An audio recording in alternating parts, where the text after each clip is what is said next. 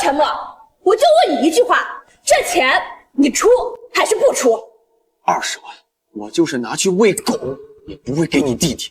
好，陈默，我果然是看错你了。我今天也把话撂在这儿了，彩礼钱5万，给我弟弟20万，一共加起来25万。你拿得出，我还给你钱；你拿不出，咱们现在就分手。没钱，没钱，你就不会想想你自己努力了吗？你就不会自己想想办法吗？我只是要你一个态度，又不是要你的钱。要态度？好啊，你要什么态度？陈默，你没钱我可以理解，但你不能不想办法呀！你爸难道没有吗？还有你朋友，还有街边那么多借高利贷的，你没看到吗？你让我借高利贷和你结婚？那咋了？陈默，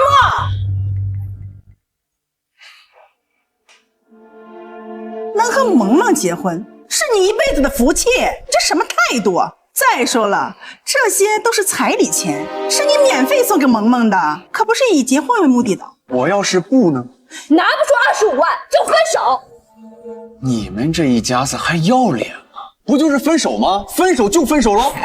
不是，陈默，你还是不是个人呐？这婚都已经定了，我亲戚朋友都通知了，你说分手就分手啊？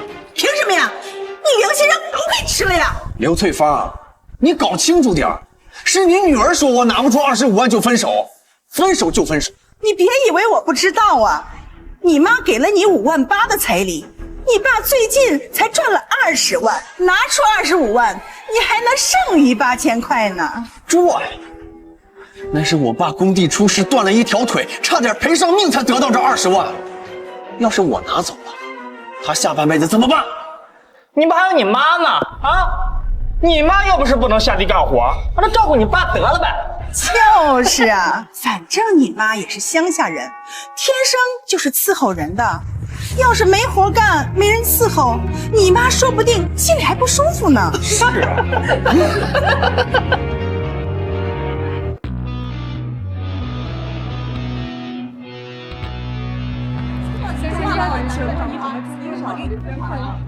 我叫陈默，现在是2004年，一个遍地黄金的年代。前世我买彩票中了800万，被老婆挪走了799万，甚至不愿意出钱为我父母治病，还说摊上我们一家子。这一世，我要抓住所有暴富的机会，这800万很快就会变成8000万，8个亿，8个亿，8个亿。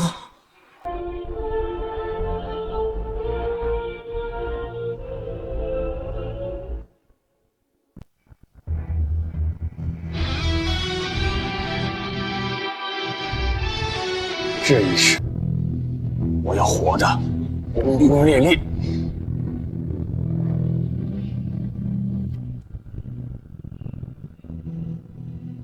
我爱你，爱着你，就像老鼠爱大。你马上来龙切尔餐厅一趟。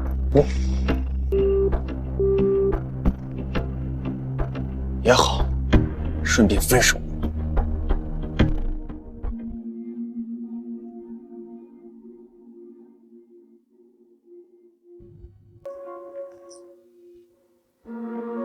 怎么来这么慢啊？算了，赶快把账给结了。先生你好，一共消费3200元，您是现金还是刷卡？我不付，让他们自己付吧。不付？陈默，我命令你立刻把账给我付了。你们吃的饭，为什么让我付钱？况且你不觉得3200块一顿饭有点太夸张了吗？我弟弟好不容易出来相次亲，跟人家姑娘见个面，吃点好的怎么了？陈默，咱们就可要结婚了，以后唐磊可是你弟弟，一家人，你还要计较这点饭钱吗？他是你弟弟，不是我弟弟。这几年你弟弟上学的学费、生活费、零花钱全都是我出的，就连他的工作也是我帮忙找的。现在他要相亲，要结婚，还要我出钱，你把我当什么？当你弟弟的钱包吗？姐姐吧，别为这一顿饭伤了和气了。没事，这顿饭啊，我来付啊。你看咱弟弟多懂事啊！对了，陈默，关于咱们的婚礼，你是不是想说彩礼要再加20万，你才肯嫁给我？你怎么知道的？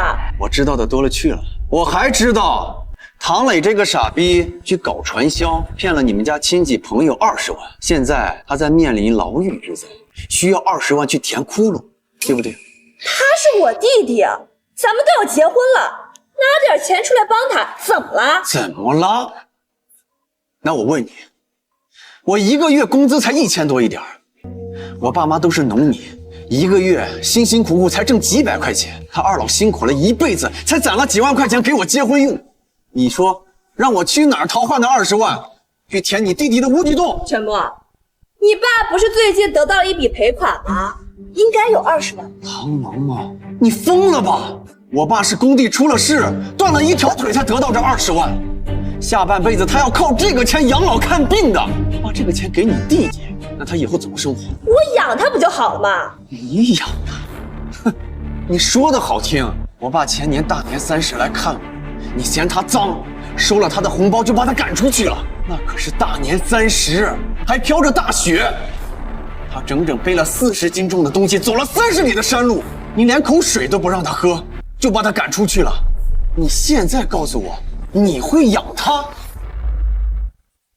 够了，陈默，我就问你一句话，这钱你出还是不出？20万，我就是拿去喂狗，也不会给你弟弟。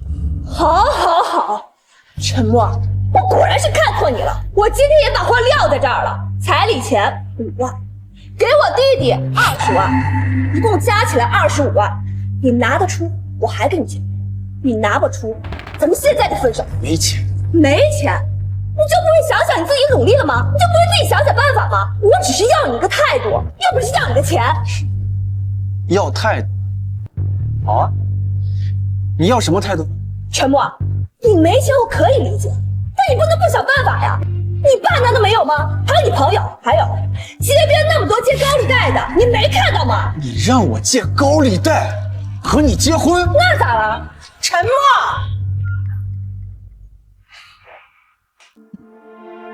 能和萌萌结婚是你一辈子的福气，这什么态度？再说了，这些都是彩礼钱，是你免费送给萌萌的，可不是以结婚为目的的。我要是不呢？拿不出25万就分手。你们这一家子还要脸吗？不就是分手吗？分手就分手了。不是，陈默，你还是不是个人呐？这婚都已经定了，我亲戚朋友都通知了，你说分手就分手啊？凭什么呀？你良心让狗给吃了呀？刘翠芳，你搞清楚点儿，是你女儿说我拿不出25万就分手，分手就分手。你别以为我不知道啊！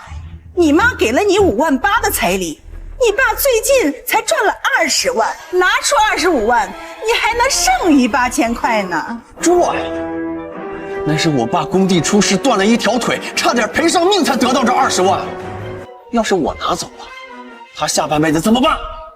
你不还有你妈呢？啊，你妈又不是不能下地干活，让她照顾你爸得了呗。就是啊，反正你妈也是乡下人，天生就是伺候人的。要是没活干，没人伺候，你妈说不定心里还不舒服呢。是啊。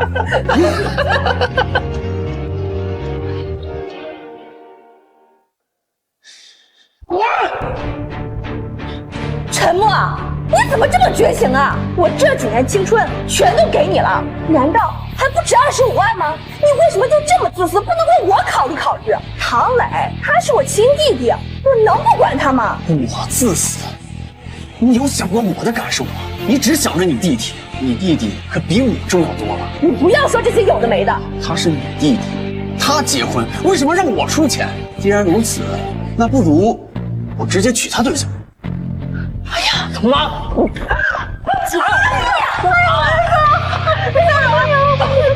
你敢打我儿子？打了怎么着？赔钱！你有25万，我报警把你给抓起来。陈默，你今天拿得出25万来，我还能继续跟你过，否则这事没完。不好意思，我正当防卫。陈默，你果然是忘恩负义、狼心狗肺的东西！哎呀，小陈，你先别生气，也别着急，我们呢不是真要你那25万，我们只是要你一个态度。你看，这样吧，你就拿20万彩礼，我们家出5万嫁妆，这些钱都留给你们小两口啊过日子用。你看，你白赚5万块钱，又捡个媳妇儿，是不是这个理啊？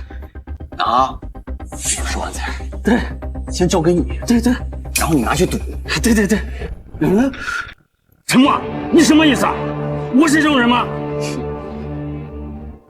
你们这一家子人啊，软硬兼施，连哄带骗，不就是想拿到我爸那20万，去补唐磊的窟窿？做梦去！爸妈，怎么陈默现在连你们都不怕了？怎么办呀？爸妈，这可怎么办呀？这王八蛋要不把他爹的赔偿金拿出来，我可能会去坐牢的。你放心，你姐长得这么漂亮，别说20万彩礼了，就是100万、1000万，有的是人出。对，等萌萌嫁入了豪门，咱们再回来找这个忘恩负义的狗东西算账。哎，萌萌，你不是有个备胎，是开古玩店的吗？那个麻子脸大肥猪，哎，什么大肥猪啊！你俩要真是成了，那可就是金龟婿。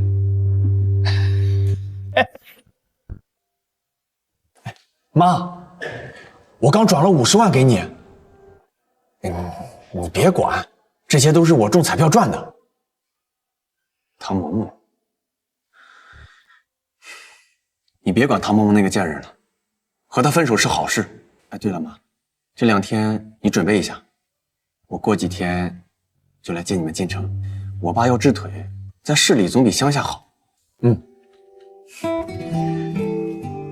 麻烦您再帮我取30万出来，昨天预约好的。好的，先生。看到了没有？看到了没有？沈万三的聚宝盆，8000万。那个碗摆了1个月没人买，后来被鉴定出来是明朝首富沈万三的聚宝盆，成交价8000万，现在不知道还在不在。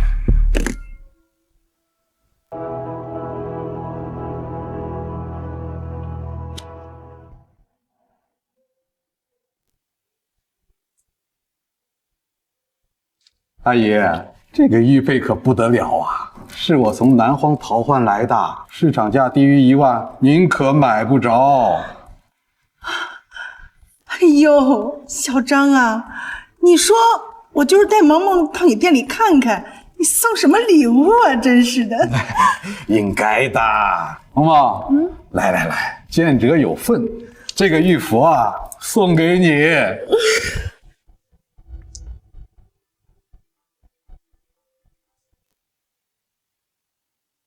一家蠢货，几十块钱的边角料给高兴成这样，今晚得吃。浪哥，谢谢你啊！只要你跟阿姨开心就行。说我们家萌萌呀，要早点遇到你该多好呀，哪用受这么多委屈呀？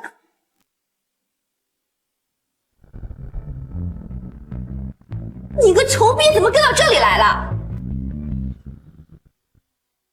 你个穷逼怎么跟到这里来了？陈默，我告诉你，就算你现在再拿出25万彩礼来，我们之间也不可能了。给你介绍一下，我男朋友聚宝斋古玩店的老板。看见了吗？人家张老板呐，才跟萌萌处了2天，这1万块的玉佩说送就送了。你呢？萌萌跟了你这么多年，1000块的礼物都没送你。这同样是人，人与人之间的差距咋这么大呢？啊！赚钱不就是给自己女人败的吗？我的女人要是不败家，不是浪费了我赚钱的才华了吗？啊！浪哥，你好霸气呀！不像某些人，又没钱又小气，活该单身一辈子。我来这儿不是找你的。得了吧，我还不知道你，你要不是过来找我的，难不成还是来这里买东西的？这里随便一件东西都几千块钱，你买得起吗？难道他还没有收到？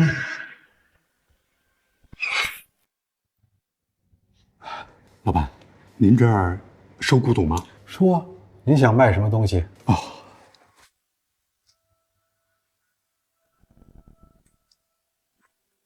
沈万三的聚宝盆，8000万。破碗能值几个钱？你想卖多少钱？听俺爹说，这是俺家祖传的宝贝，少30万，你卖？30万？疯了吧你！这破碗3块钱我都不要。周先生，您先别急啊，我看出来了，您这个东西呢，确实是个老物件，应该是明朝时期的玩意儿。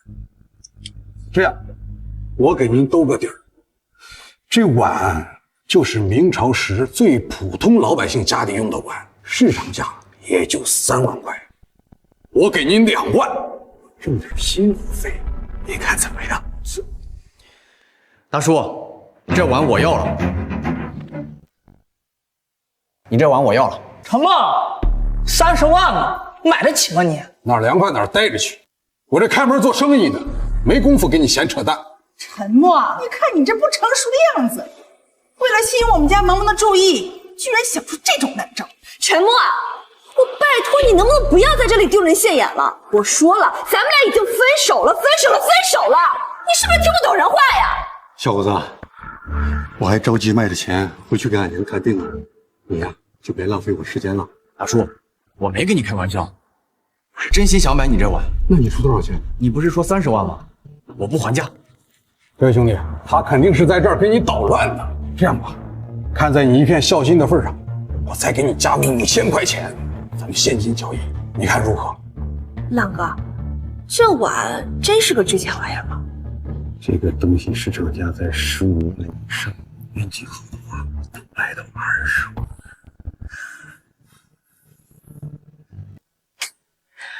大叔，这男的是我前男友，因为气不过我甩了他，在这儿给我现男友捣乱呢。他呀，就是一个穷逼，没钱的。我们分手就是因为他拿不出彩礼钱来。哎，既然这样，那我卖给你。谁说我没钱啊？大叔，这是30万，你拿去。你搁这闹着玩呢？啊？随便拿个破箱子放几块砖头，想当30万现金用啊？你这个破箱子里要有30万，我跪下来喊你爷爷！小兄弟，耍人玩很有意思是吧？你要真有30万，你会连彩礼钱都拿不出来？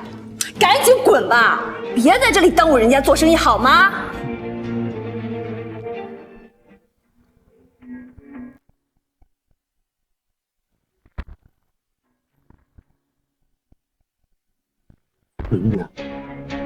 你这钱不会是假的吧？旁边就有银行，我可以先把钱存到你账户上，你再把碗给我。好，好，好，俺卖给你。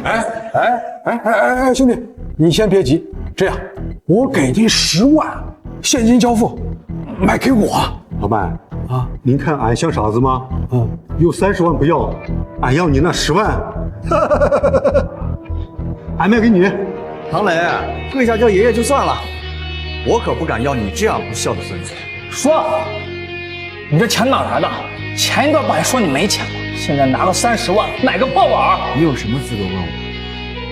谁啊？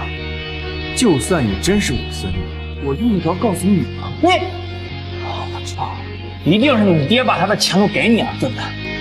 你拿你爹的救命钱买个破碗，疯了吧你？陈默，你幼不幼稚啊？你为了气我，居然拿着原本该给我的彩礼钱买这个破碗。等一下，陈默，你把这个碗给我，就当这些年你补偿给我的青春损失费了。对，我姐跟你这么长时间了，你要想分手，就把这个破碗赔给我姐。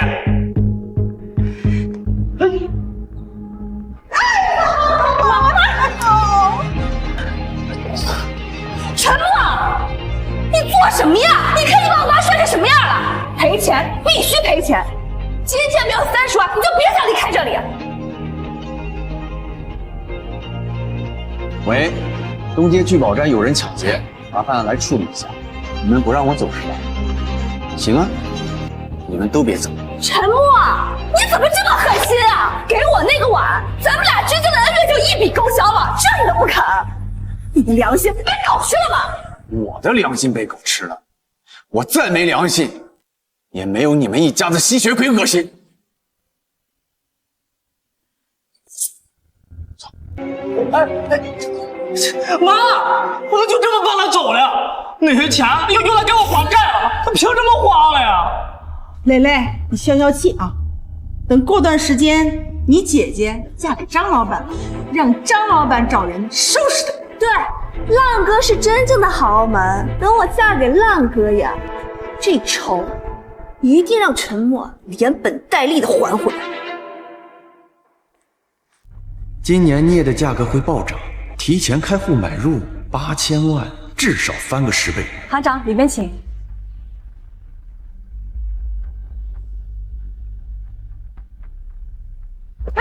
好你个小狐狸精！我老公一进门你就跟他眉来眼去，马上跪下给我道歉！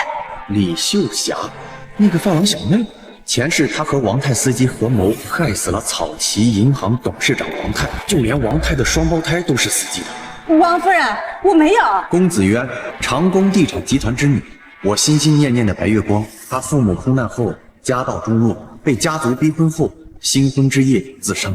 什么没有啊？你以为我的眼睛长的是通气的吗？赶紧给我跪下道歉！赶紧给我跪下道歉！嘿，我让你给我道歉，你听不懂人话吗？我打死你！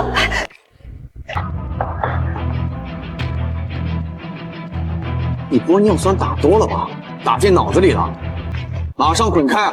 不要打扰别人正常工作。你在说什么？我说错了吗？又上头了？难不成你是垫鼻子动到神经了？还是说开眼角的时候开到脑子了？你给我闭嘴！我没有整过容，我的脸是纯天然的。你不是为了傍上王太从发廊出来整容？你才在发廊干过，你全家都在发廊干过。你要是再这么胡说八道，信不信我撕了你的嘴？别那么激动嘛，都是10几年前的事，那个时候我还小，不能光顾您的生意。我在这儿给您道个歉。竟然10几年前搞错，你竟然敢污蔑我，信不信我今天打烂你的脸？哎，王夫人，你冷静一点。那个狐狸精，你以为找了个泼皮过来，今天就可以保护了你吗？要是今天不撕烂你的脸，我都不姓李。你敢打我？你知不知道我老公是谁啊？他是草旗银行的行长。我去，草旗银行行长，这小子完了。那种级别的人想要弄死一个普通人，有1万种办法。这小子在江城估计待不下去了。你放心，你也是为了帮我，就算他是草旗银行行长夫人，我也会保你的。老同学，你不认识我了？老同学，你是？好，你是陈默啊？你放心，这件事情我能处理。是谁敢打我的老婆？老公，你怎么才来啊？他骂我，他还打我，他还说我整过容，还说我在发廊干过。我不管，今天你得给我做主啊，不然我都没脸见人了。我。你放心，这件事我一定给你交代。年轻人，我不管你是谁，今天这件事我要个交代。现在我给你说话的机会。有些话好说，不好听。你给我闭嘴！我老公来了，你还敢在这胡说八道？我们家黑白道通吃，你要是再敢在这胡说八道的话，小心我弄死你！老公，你看着我干什么呀？赶紧叫人撕烂他的嘴呀！孩子还在家等着呢。你家双胞胎是你家司机吴坤的，这女人和吴坤联合起来，对你谋财害命。说什么？我说避着点人，你不听。我是说你被人戴了绿帽子，在帮别人养儿子。你他妈找死！饭可以乱吃，话可不敢乱说。没错，老公，弄死他！这个王八蛋竟然敢破坏我们夫妻的感情！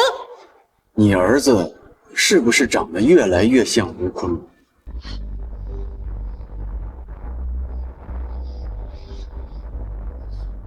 老公，你别听他胡说八道。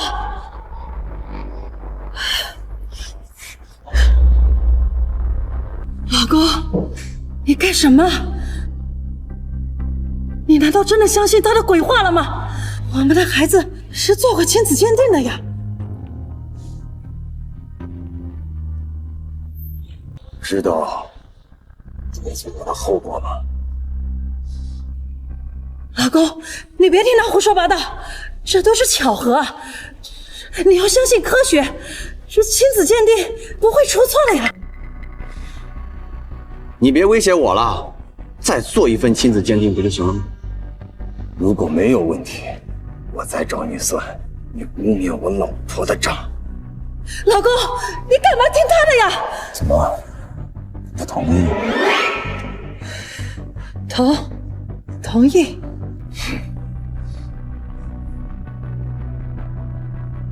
你要是污蔑我老婆，我就卸你一条腿。到幼儿园找到我儿子，扯2根头发，跟我做 DNA 对比，找一家最快的医院，结果出来第一时间告诉你。是。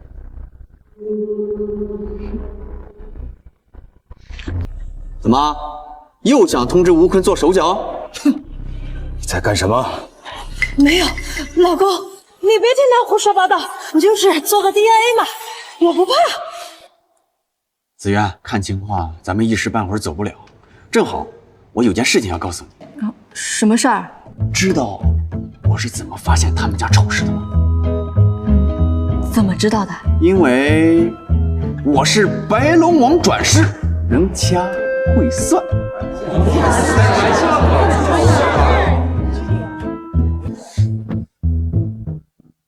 你该不会告诉我，你给王行长算了一卦，告诉他未来的命运，然后他就那样了吧？差不多。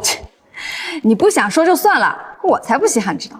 我有件很严肃的事情要告诉你。什么事儿？你必须阻止你父母乘坐今天回国的飞机。为什么？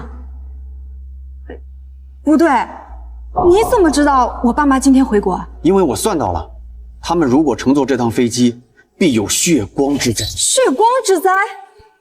老公，你看他就是个神棍，我们还是不要搭理他了，走。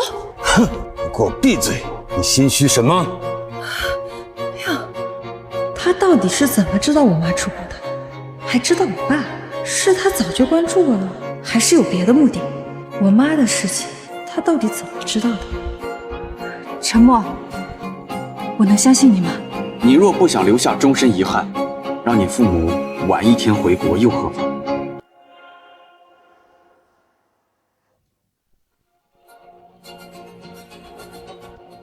喂，妈，你今天的飞机，你就先别坐了，你明天再回来吧。你听我的，没错的。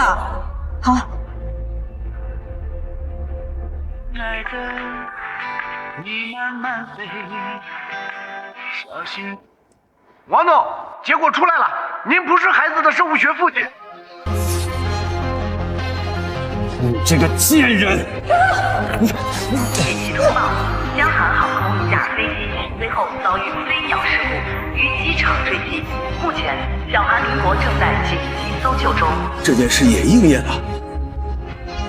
他究竟是什么级别的大师，竟然能预知未来？飞机真的出事了！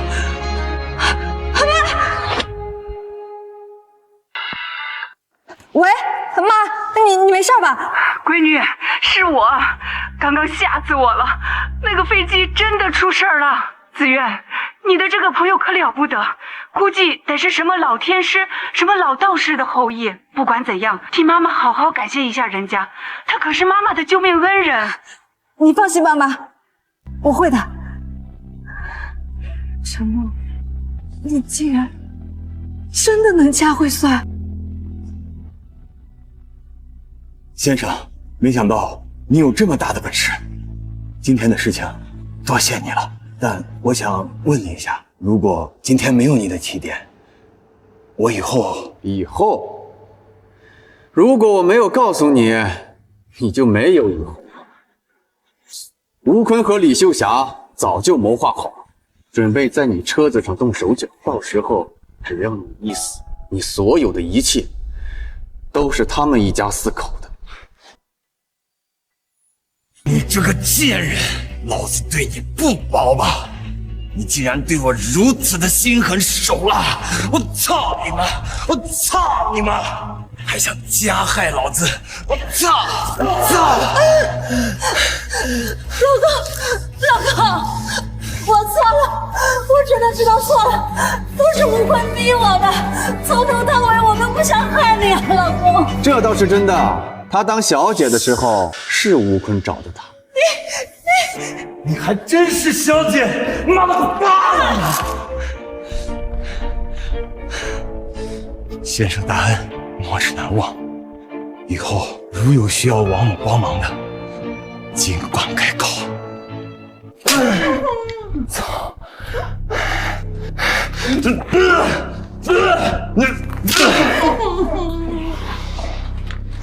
老弟，整个江州的医院10份亲子鉴定结果都出来了，全都证实孩子是吴坤和李秀霞的，而且李秀霞确实在东街发廊工作过。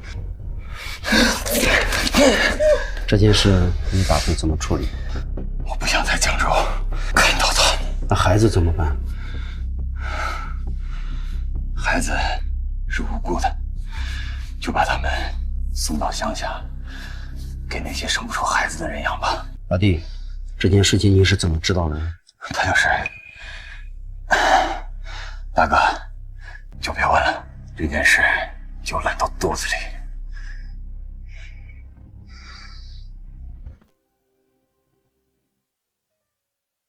大恩不言谢，我也一样。以后你有用找我们家的地方，尽管开口。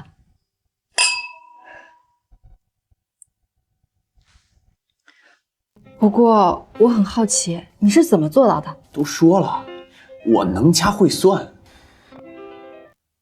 哎，要不我来给你算算你的姻缘？这都能算？那当然了。可是我都没有谈过恋爱。虽然我也很好奇，我未来的老公会是什么样的人。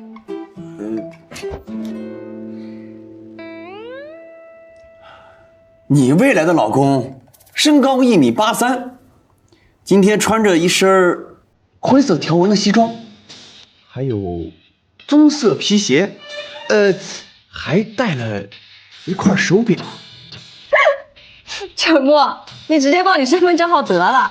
好啊，他身份证号码是530722。陈默，你可比以前有意思多了。以前你还只是个闷葫芦呢，被人欺负了还要别人帮你。我记得那时候我还帮过你呢。我谢谢你。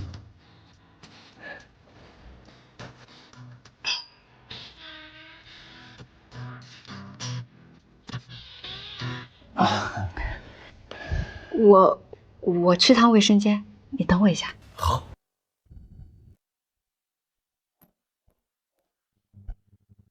我爱你，爱着你，就像喂，陈先生吗？我是王台。啊，王行长呀，有什么事？李秀家的事情我已经调查清楚了，您在哪儿？我想请您吃顿饭，当面谢谢您。小事一桩，不用。陈先生，对于您这种高人来说，可能是小事一桩，但是对于我而言，那是天大的事情。这样，您现在在哪儿？我必须过去，当面好好谢谢您。那你现在过来吧，我在静轩阁。好的，陈先生。先生、小姐，2位1点的菊花桌在前面。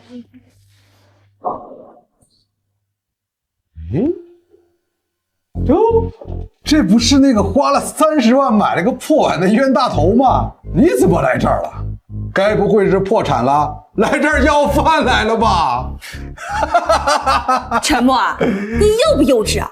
我都已经说了，我们已经分手了，你居然还天天跟在我屁股后头，恶不恶心啊你？你别自恋了，我来这是吃饭的。你赶紧拉倒吧！你连人均消费30块钱的大排档你都吃不起，这儿可是人均消费2000多的米其林3星餐厅，你要是能消费得起呀，我头拧下来给你当球踢。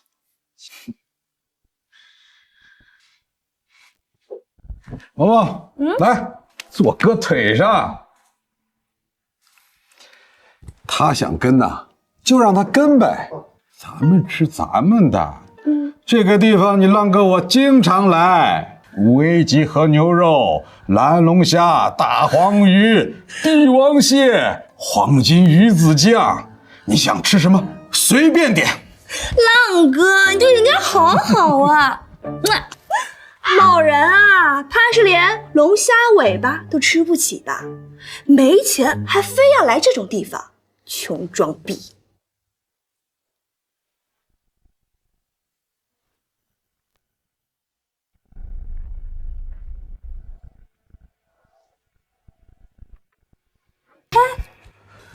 梅爷你好，一个人吗？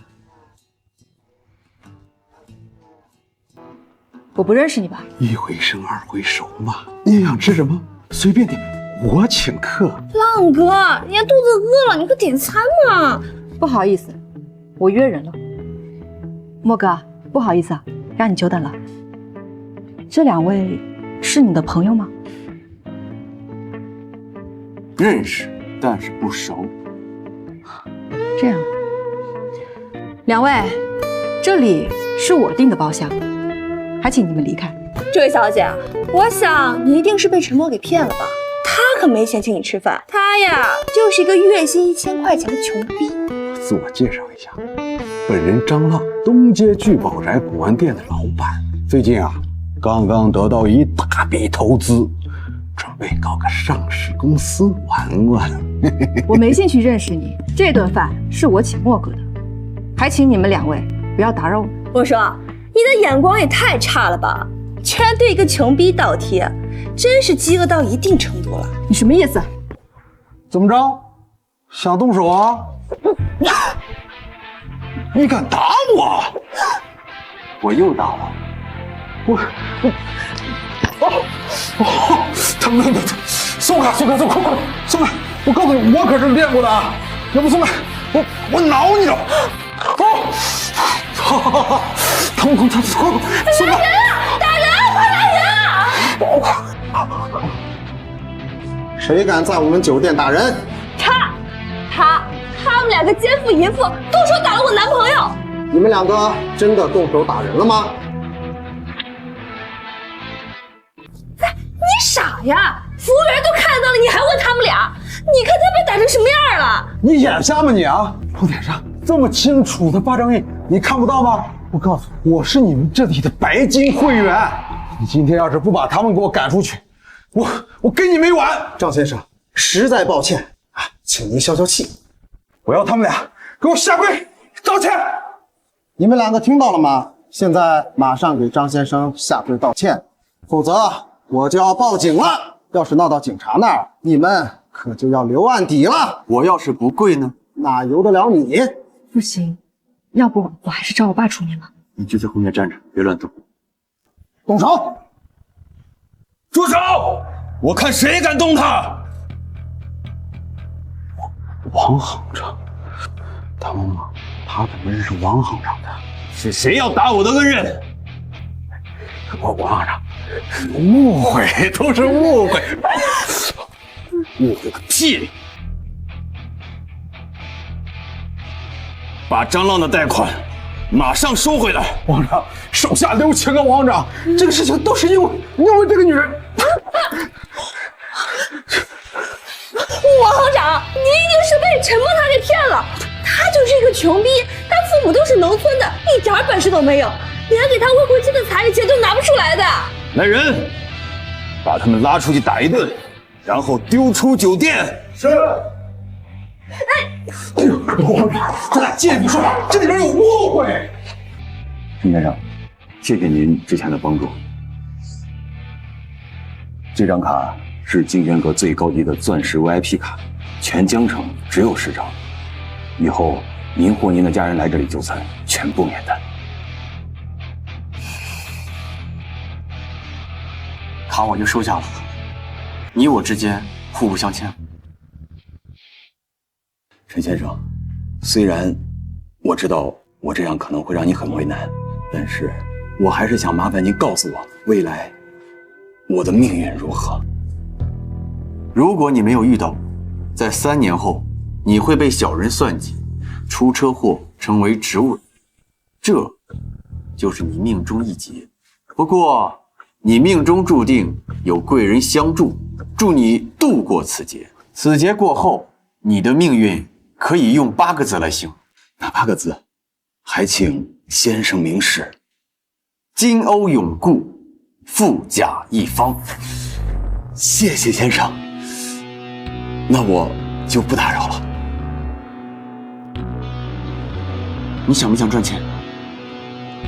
当然想啦，我出来工作就是为了赚钱。虽然我家里很有钱，但是赚钱这种事情怎么会不想？你有多少钱？我这几年啊，在学校存了至少40万的奖学金呢。把钱准备好，明天我带你炒股去。好啊。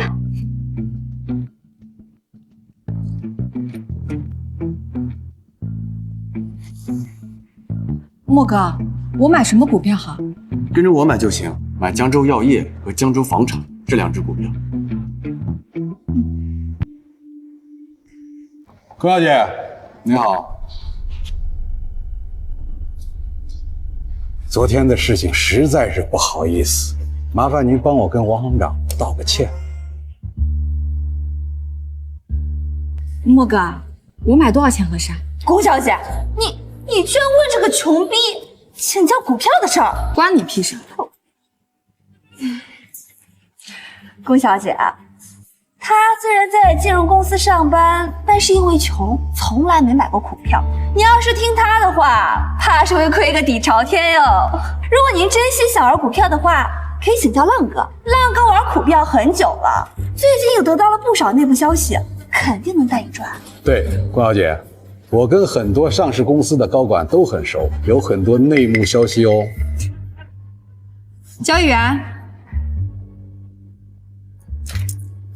给我买江州药业和江州房产2只股票，40万全仓。好的。龚子苑女士，江州房产和江州药业40万全仓。好的，收到。龚小姐可真是财大气粗啊！萌萌，别管他们了，我们也买吧。浪哥，咱买什么呀？江大黑酒业，把你那40万全部满仓了吧。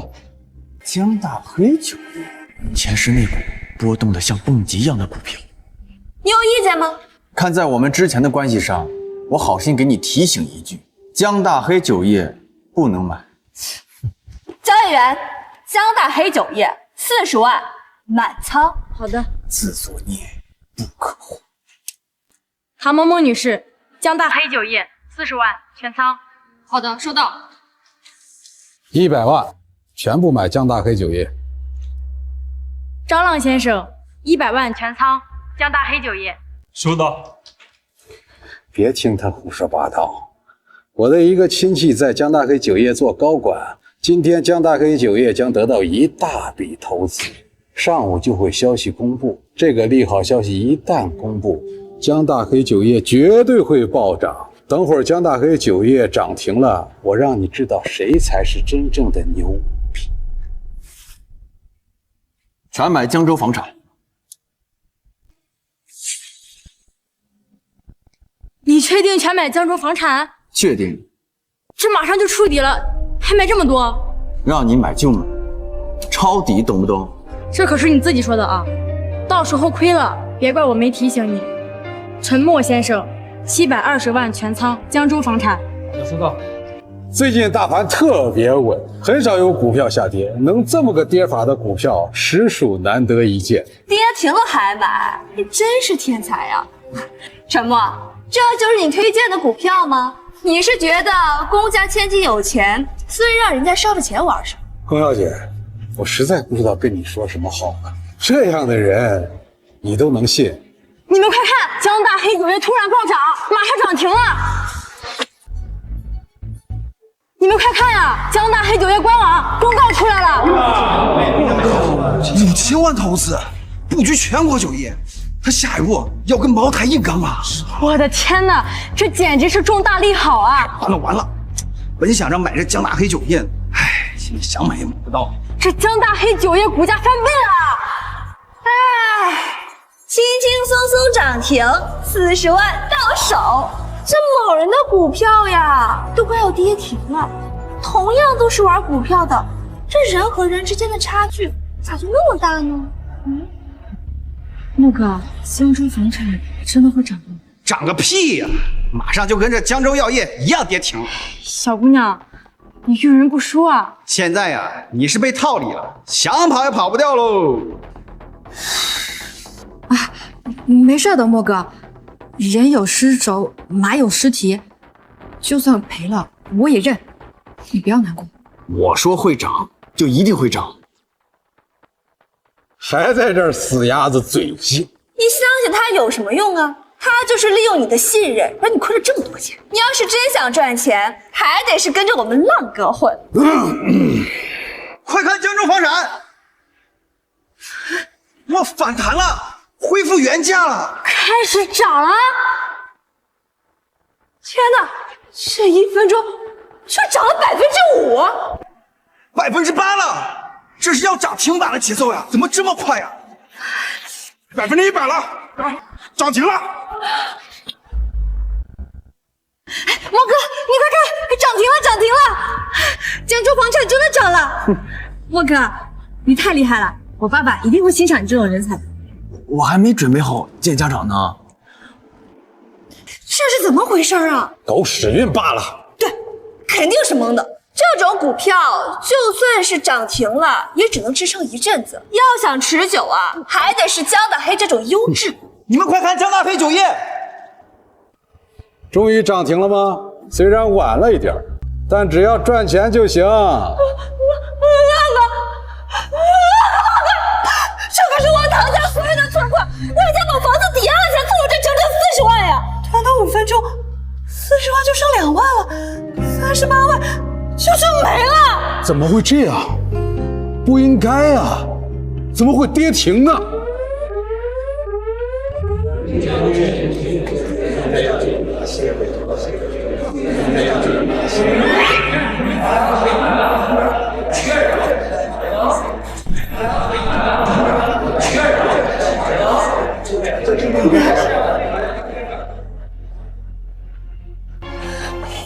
涨了，停牌了，怎么就停牌了？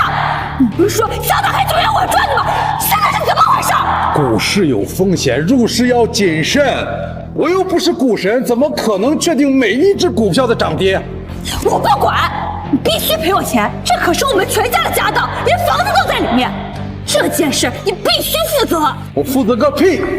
我自己也没少亏钱，又不是只有你亏钱。我刚刚投入了100万，赶紧把手给我撒开，别他妈像个老娘们似的，在这儿让人看笑话。不行，你赔我钱都是因为你我才赔了这么多。你不赔，不赔，你现在就别想走了。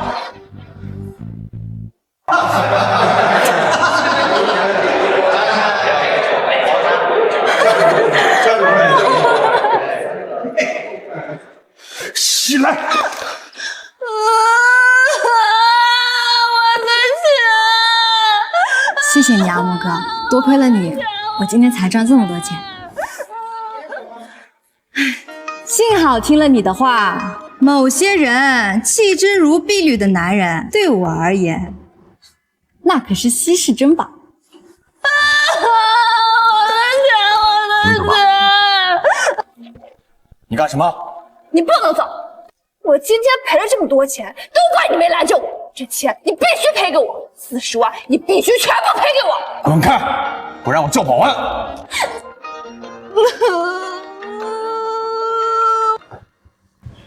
莫哥，我买的那只股票什么时候抛合适？我跟你说的那2只股票，2015年的时候股价见顶，那个时候股价翻个20-30倍不成问题。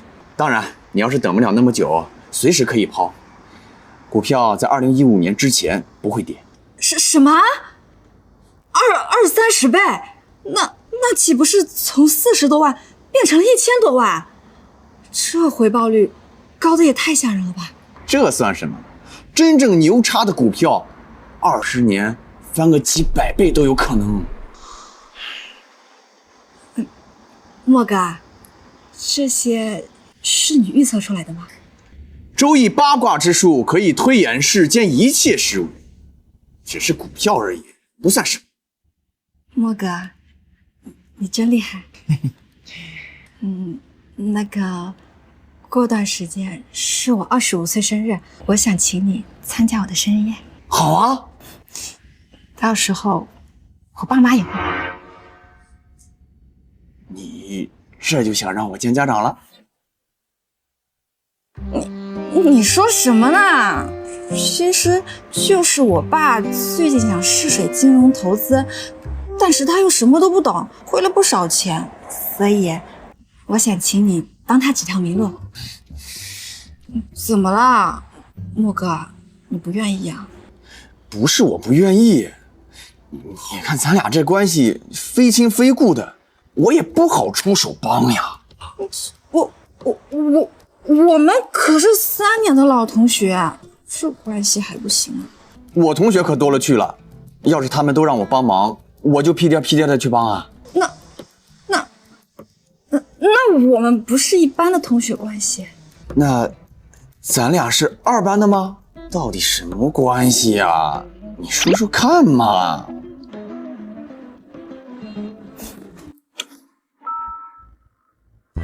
这，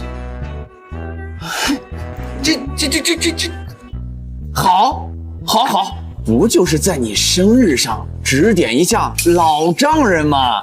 那都是应该的。你讨厌。既然你已经是我女朋友了，那我应该给你准备个礼物。走，我带你买车去。买车？买车。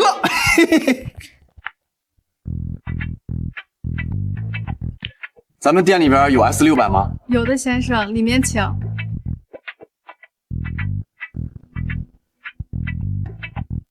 莫哥，这车200多万呢。没事，走。沉默！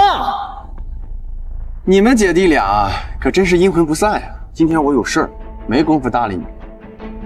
莫哥，我不用车，我的车修修还是可以用的，你不用给我买车，真的开不着。就他还买车？磊哥，他是谁呀？他就前段时间我跟你说的那个废物，连个彩礼钱都拿不出来，被我姐踹出门的废物。天哪！原来他就是那个为了争一口气，把父亲治腿的钱拿去买一个破碗的奇葩吗？没错，就是他。前些日子我姐还跟我说，不管他是去餐厅吃饭也好，去交易中心也罢，这家伙跟那跟屁虫一样，跟着我姐屁股后头不放啊。可惜了，我姐现在已经是准豪门太太，已经看不上你这种穷逼了。我再穷，也比你去搞传销骗人好吧？一段时间不见，变得油嘴滑舌起来了啊！吹牛的本事越来越大。刚听见你要给你女朋友买这奔驰 S600了，这车我知道很贵了，225万，买得起吗你？这女人呀，生得好不如嫁得好。这挑男人的眼光呢，一定要好。你像我呢，就找到了磊哥这么优秀的男人。那这个呀，是磊哥前2天送我的玉石吊坠，1万多块呢。今天呀，又带我来买车。像陈默这个穷种，他能给你买什么呀？恐怕连对象的饭菜都请不起你吧。行了，这个地方呢，不是你们这种穷种呀能够来的地方。反正你们也买不起，来了还是耽误别人买车。你们呀，就赶紧出去吧。这家店是你们家开的呀？你让我出去，我就要出去。S600，你们店现在有现车吗？装，接着给我装啊！买得起吗？你问。先生，您运气真好，本店刚到了一台全新的 S600，全江州仅此一台哦。车倒是有现货，你这个穷种买得起吗？反正世家又不要钱，这种穷逼绝逼只是来过过瘾。只不过遇到了我们，说买不起这面子上挂不住呀，只能硬着头皮说问问有没有车喽。去试驾一下吧。不行，这太贵重了，我不能要。去试试嘛，车子是开的，你管它贵重不贵重。这辆车怎么样？这辆车怎么样？先生，请放心，这辆车是市面上能力最强的，而且前后空间比普通车大很多。如果您有需求，我们也可以把车窗玻璃换成外部反光的。就它了？什么就它？买得起吗你？买不起啊，赶紧给我滚蛋！别再丢人现眼。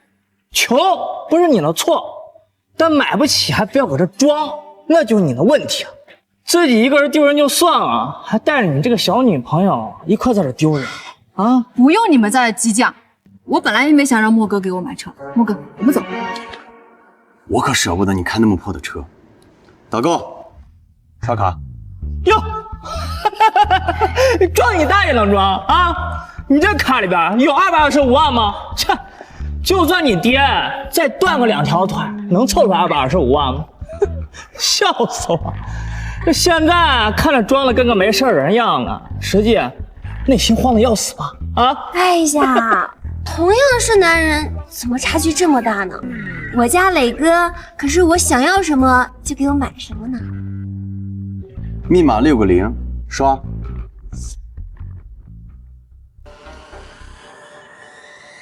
刷卡成功，祝您购物愉快。怎么可能？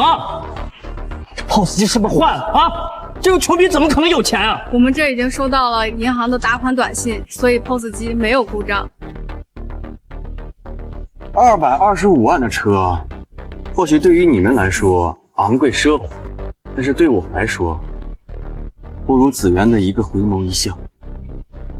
磊哥，我也想要这个 S600，你可以给我买一辆吗？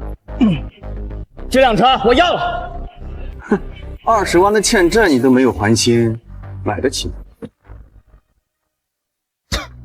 瞧不起谁呢？啊，我姐啊，现在跟着张老板混得风生水起了，炒股赚老多钱了，区200多万，对我姐来说那就是洒水了，小意思。先生，不好意思，这位先生已经付过款了。没事，唐磊，如果你现在让你姐拿出225万的买车钱，这辆车就当我送你的，如何？操，这跟你说吧啊！喂，姐，搁哪儿呢？啊，跟妈一块逛街呢。你呀，赶紧来一趟这个江州奔驰店，有人呀要给咱们送奔驰，好事儿，快来吧啊！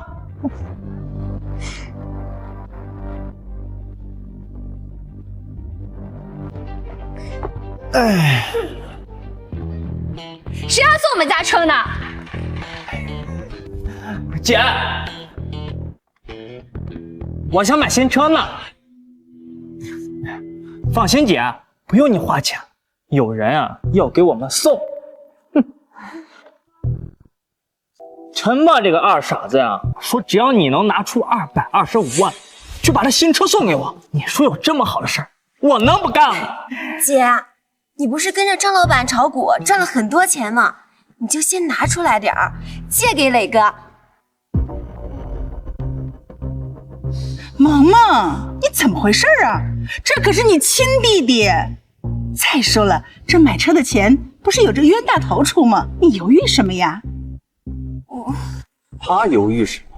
他买股票全仓了江大黑酒业，现在所有的资金都被套牢了。别说225万，恐怕连225块都拿不出来吧？妈，你告诉妈，他说的是不是真的？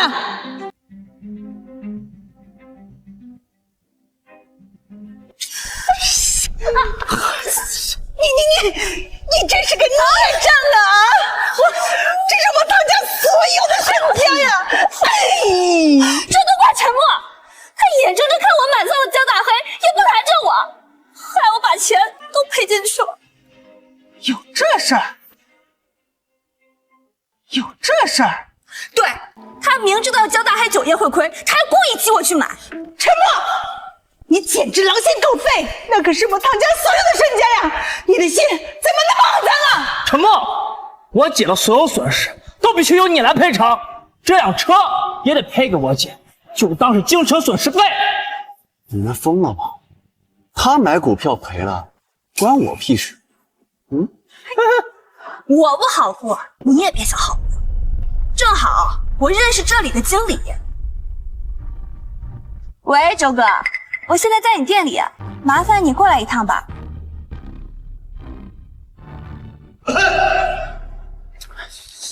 怎么回事啊？周哥，我能请您帮个忙吗？那辆车能别卖给那家伙吗？那个先生，不好意思啊，这车不卖了，钱呢，我们3个工作日之内退还你。你不卖了，钱我交了，手续也办完了，你说不卖就不卖了？就不卖给你这个软饭蛋，怎么了？拿着女人的钱来买东西，牛逼什么呀？你就是这的经理吧？这辆车我钱也交了，手续也办完了，我要求你必须卖给我，否则后果自负。还后果自负？你以为老子怕你呀？这车我今天就是不卖给你了，怎么着吧？赶紧给我滚蛋！你要是不滚蛋，你信不信我让保安揍你？行。王总，在你的店里买辆车可真是难呀。这钱也交完了，手续也办好了，你们的人突然说不卖了，还要找保安揍。哎，怎么还不滚呀？还真想让我叫保安把你撵出去啊？放心，他不敢动咱们。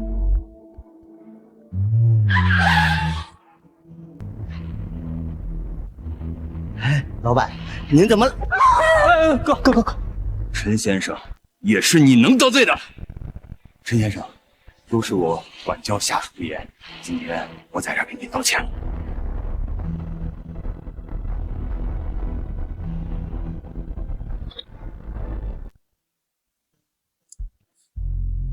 王总，现在我可以买这辆车了吗？陈先生，您说什么呢？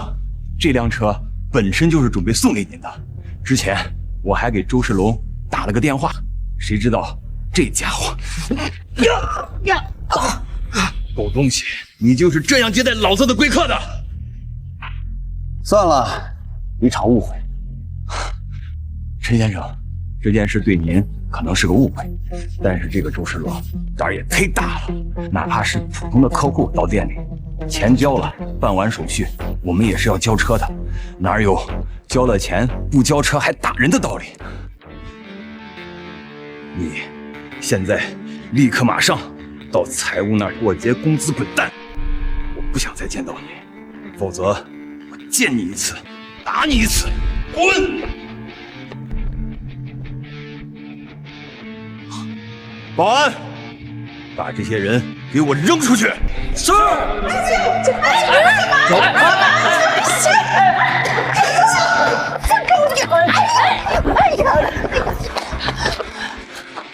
混蛋！杀千刀的沉默，不就是傍上一个富婆啊？真以为是自己的本事啊！哎呦，我的钱呐，那可是我们唐家所有的身家了。妈，你放心，因为昨天的损失啊，张乐已经答应把我介绍一个大老板了。那个大老板可是真正的有钱人，身家都快上亿了。等我傍上了那个大老板，区区一个吃软饭的陈默，算什么呀？老板，陈先生，今天的事情责任都在于我，这辆车就当是我给您的道歉礼物，还希望您能笑纳。王总，我不缺钱，也不需要你的礼物。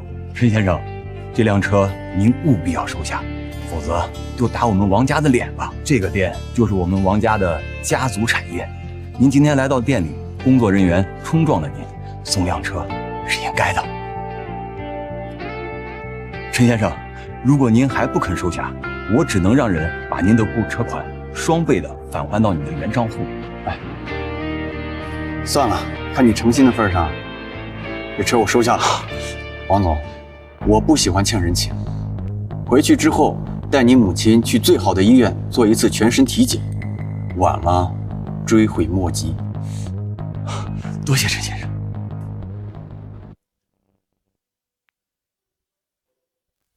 送给你。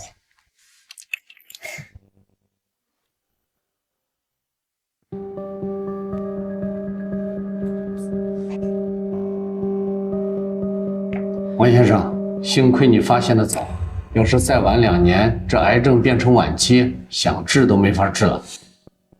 你的意思现在能治？能治。哎呀，儿子，咱遇到高人了，这种人定是通阴阳、懂八卦的大能人儿，咱可一定跟人搞好关系啊！妈，您儿子我都多大了？这个事儿啊，就算您不说，我也知道该怎么做。能遇到陈默呀，是您儿子我这一生中最宝贵的机会。如果能抓住，您儿子就鱼跃龙门，一飞冲天。好开心啊！第一次收到这么贵重的礼物。你喜欢就好，也不是什么特别好的车，等以后有更好的了，我再给你换。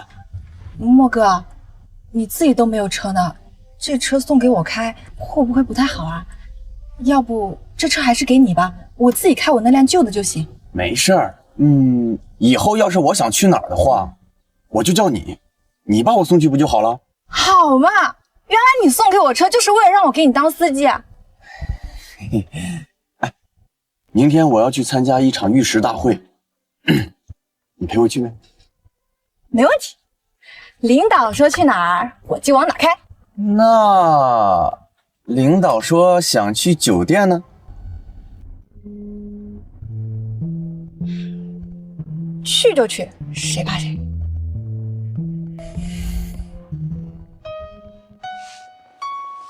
明天玉石大会，我带你见见世面。你要赌石吗？莫哥，10赌9输啊！我已经知道答案了，那还叫赌吗？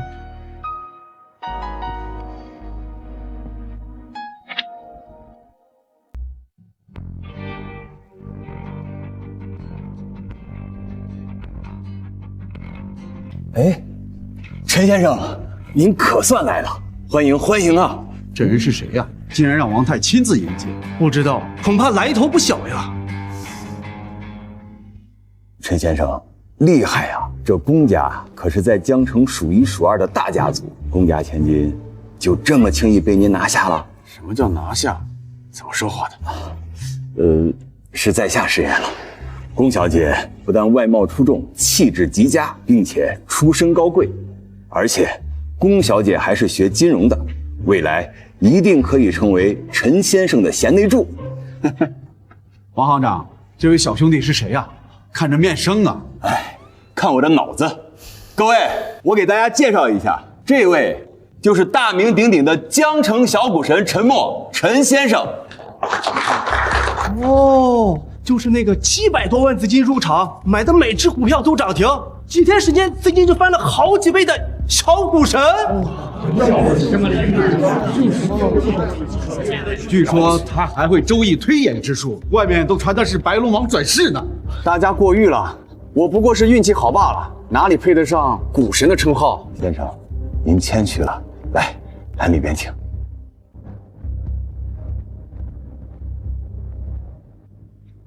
哇塞，这里的阵仗也太大了吧！门口全是百万豪车，而且还有执法队戒严。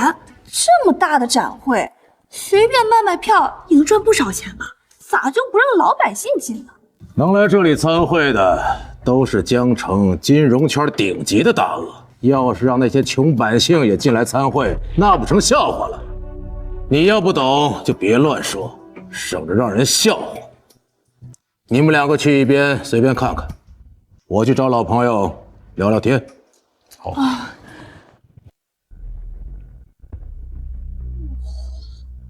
浪哥，这里的玉石也太贵了吧！这个玉石居然要1000多万，这普通人不吃不喝，恐怕得从秦朝才能赚这么多钱。这些啊，就是给那些有钱人买着玩的。所有的玉石到最后都会被那些阔太富商们买回家丢在那儿吃灰。他们来这儿的真正目的啊，根本就不是逛展览买东西，而是为了相互结识人脉、介绍生意。人跟人之间的差距太大了，我们甚至连入场的资格都没有。是啊，也难怪我那些朋友拼了命的想当豪门阔太呢。那个人是不是陈默？浪哥，你肯定看走眼了，陈默那个穷逼怎么可能？哟，这不是陈默吗？你怎么也来这儿了？各位，你们都被他给骗了。他会个屁的周易八卦之术，是个屁的白龙王转世。这几年呀，他一直在给别人打工，就是个穷鬼。前几天傍上了富婆，这才有资格进来的。他就是一个彻头彻底的 loser。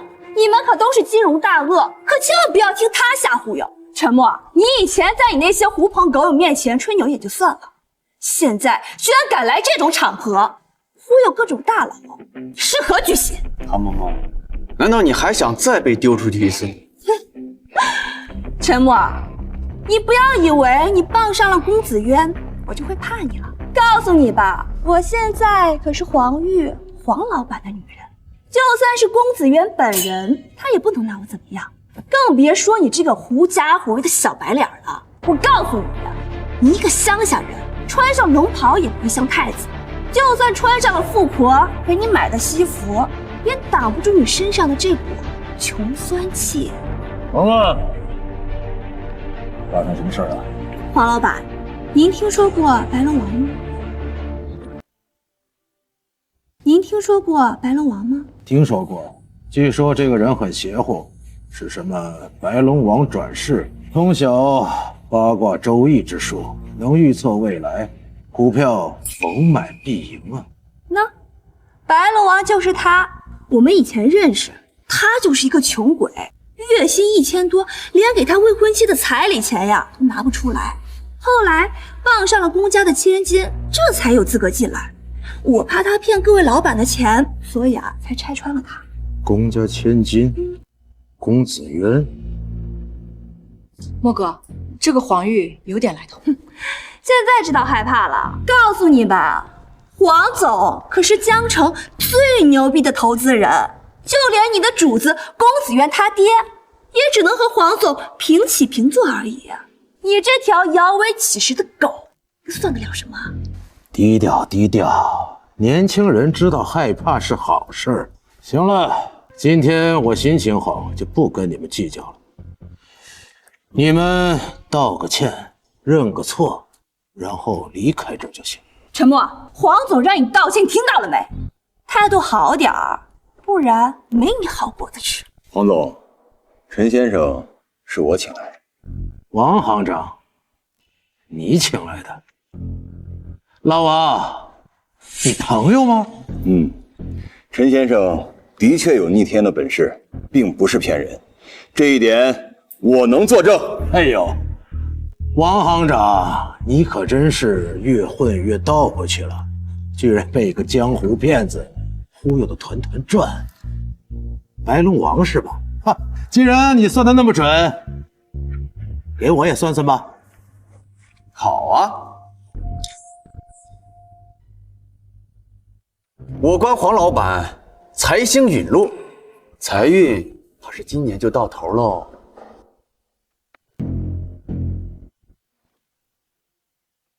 同样，这黄老板天星暗淡，这身体健康怕是要出大问题了。不过不用担心，黄老板只要舍弃这一身铜臭，遁入空门，后半生吃斋念佛，此劫可破。好好好，白龙王是吧？能预测未来是吧？告诉你，别人吃你那套，我黄玉可不吃。原石大会马上就开始了，敢不敢跟我玩玩？咱们一人挑500万元的原石，看看谁的原石价格高，看看是我的财运要到头了，还是你这小子就是个江湖骗子。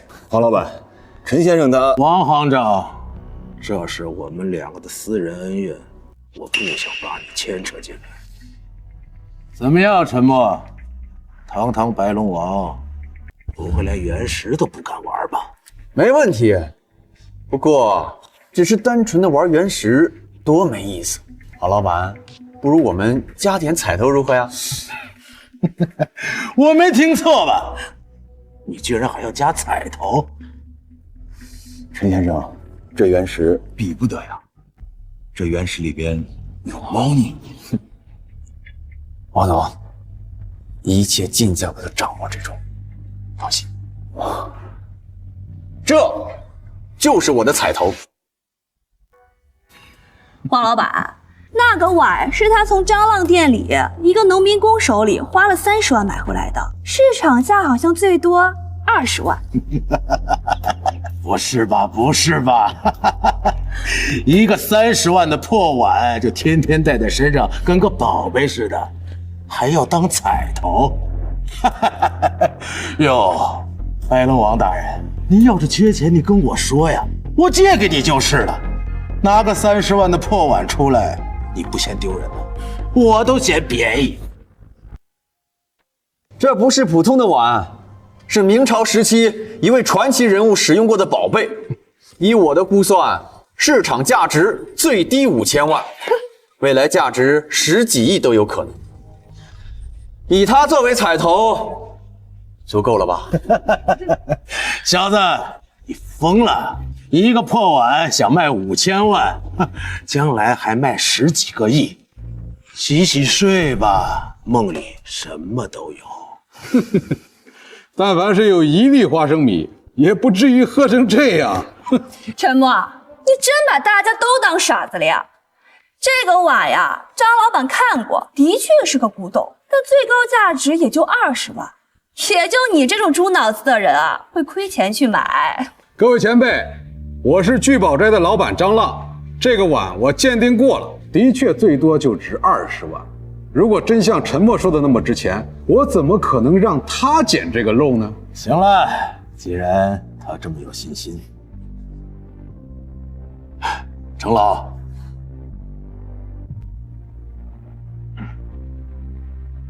程老，您是古董界的大佬，也是鉴定古董的专家，麻烦您帮着看看这个破碗到底值多少钱。其实啊，刚才我就想出来了。小兄弟，您这个宝贝能否让我长长眼呀？请便。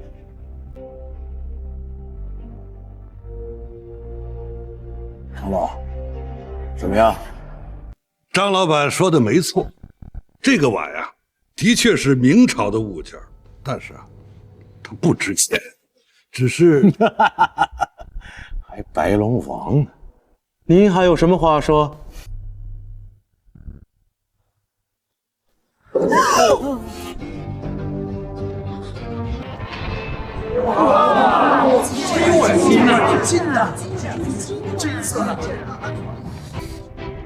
程老，现在您再看呢？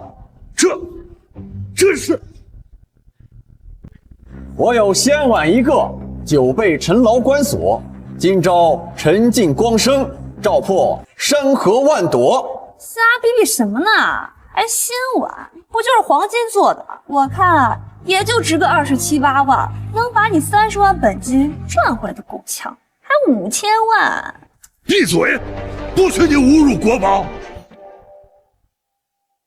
程老，这碗真是宝物。岂止是宝物啊，可以称作镇国之宝啊！这个碗可不是普通的黄金碗，你们看它的底部啊，这个呀是明朝最稀有的紫玉镶的一个神字。据史料记载，我可以肯定，它就是明朝传奇首富沈万三的聚宝盆呀！也就是个泥巴封住的一个金碗罢了，最多也就值个几百万，镇国之宝，您太夸张了吧？我老头子配用自己的人格担保，的确是如此。那这值多少钱？此等宝物乃是无价之宝，如果硬要给它估个市值的话，6000万。20年后，如果物价膨胀的厉害，值个10几亿也是很有可能的呀。陈默，你是不是早就知道这个碗很值钱了？你说呀！当然，要不然我会花30万去买它。你不会真觉得我是为了气你去花30万吧？你，这个碗原本是要赔给我当精神损失费的，我给你30万，你把它卖给我。沈万三的聚宝盆，这个财宝不错，敢玩吗？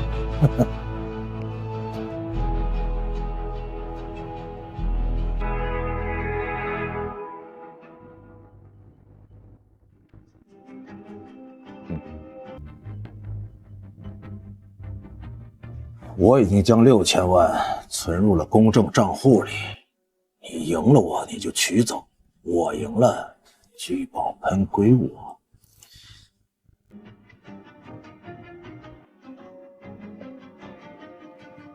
开始吧。陈先生，你可得小心啊！我实话告诉你吧，那原石上做的有标记，只有黄玉能认得出来。哪怕你再会推算，你也赢不了作弊的人呐。哪怕你再会推算，你也赢不了作弊的人呐。要不这样，我去给公证处的领导说说，哪怕咱丢点脸，咱也不能把宝物送人吧？王总，你且看着，丢人的是他。龚小姐，你养的小白脸儿，怕是要让你丢人了。不会的，我相信他会赢的，因为他是为公子院看中的。这次比试我也参加。子渊，你……我说了，你是我公子院看中的人，那就是人中之龙。我相信你一定会赢的。子珍，闭手。王老板，现在彩头加大了，一共1个亿，还敢跟吗？想用这种方式把我吓跑，你做梦！我跟王行长，我身上的现金流不够了，但是我名下的资产抵押4000万，不过分吧？没问题，我这就叫人给你加急处理，马上放款。好。小子，赢了我1个亿就是你的，让我看看你有多少本事。走吧。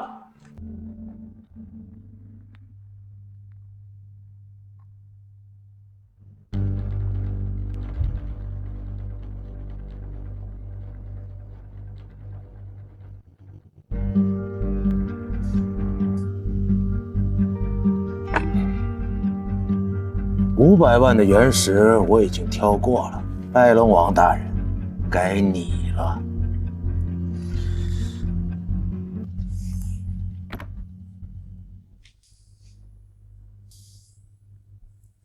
这里废石展区的原石我全部都要了，需要多少钱？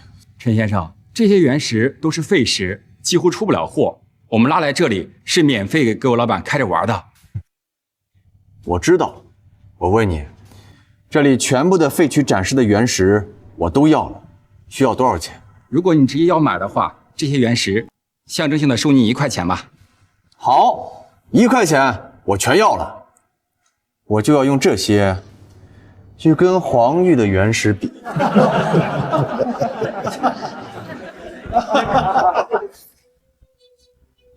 开什么玩笑？这就是没有货的普通矿石而已，免费送都没人要，你就拿这些跟顶级原石比啊？哎呀，这年轻人呀，就喜欢耍小聪明。我估计啊，他是想着黄老板的这个原石会亏钱，而他只花1块钱，总体来说还是他赚。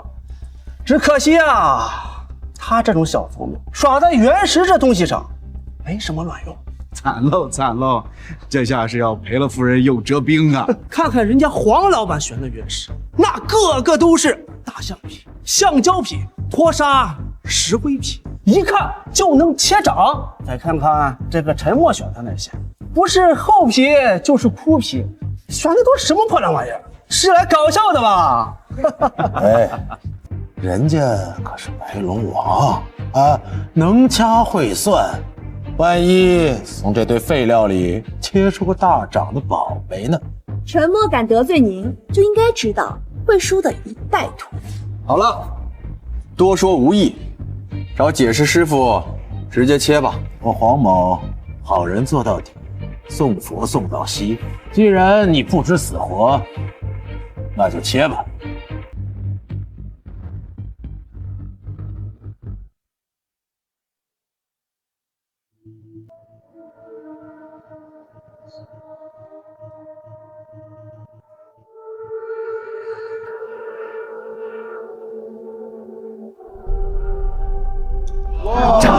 涨了！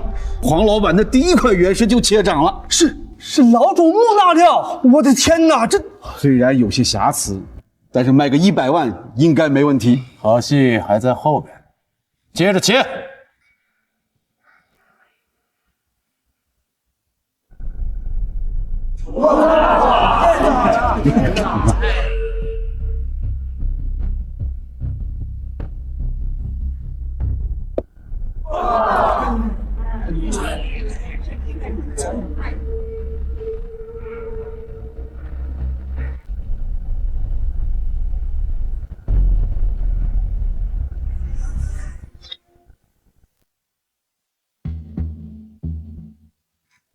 哎呀，涨了，又切涨了！妈呀，老坑冰种，这是黄翡翠。黄总的玉共切出的玉石一共价值至少1200万。陈默，把碗交出来。我看你的也就没必要再切了，别浪费大家时间。你的聚宝盆还有龚小姐的支票，就是我的了。输或者赢，要等我切完再说。陈默，你是想抵赖吗？黄总的玉切出了至少1200万的玉石，你呢，选了一堆边角料，难不成你还想赢黄总？解释师傅，切。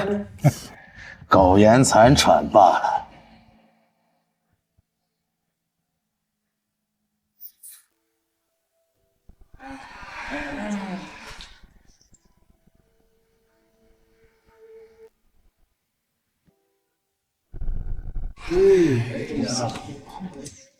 放心。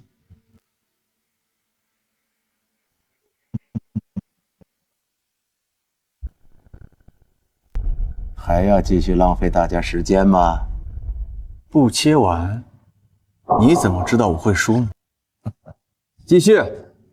行，我就陪你玩到底，让你死痛快。反正你就剩最后一块了，到时候你的聚宝盆跟支票，我就笑纳了。陈默，你的死期到了。白龙王大人，您的周易八卦之术好像不灵了，还有半边没切。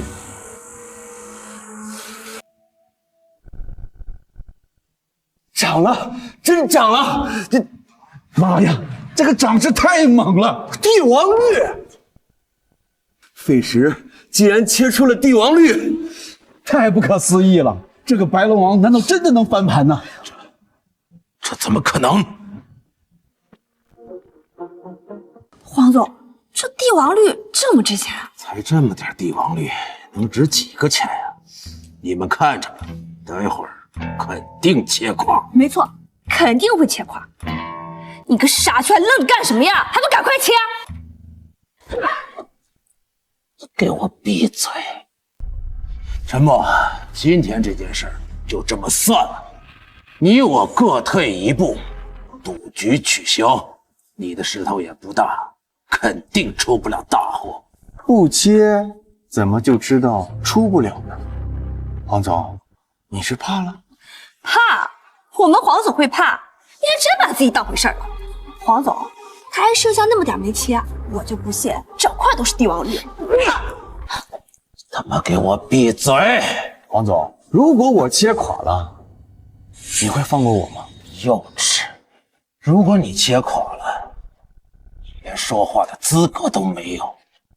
而且现在你也不是包赢，要是你输了，就会倾家荡产。就算我们黄总输了又怎么样？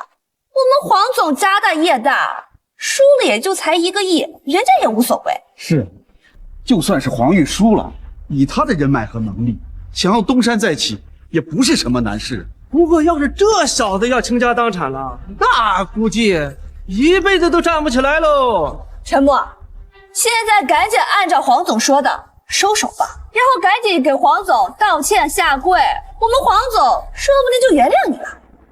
你放心去干，出什么事儿还有我公家呢。姓黄的，你以为你赚了几个钱就可以跟公家平起平坐吗？现在莫格开出了帝王绿，你居然想反悔？莫格，不管输赢，我都会帮你。那就继续吧。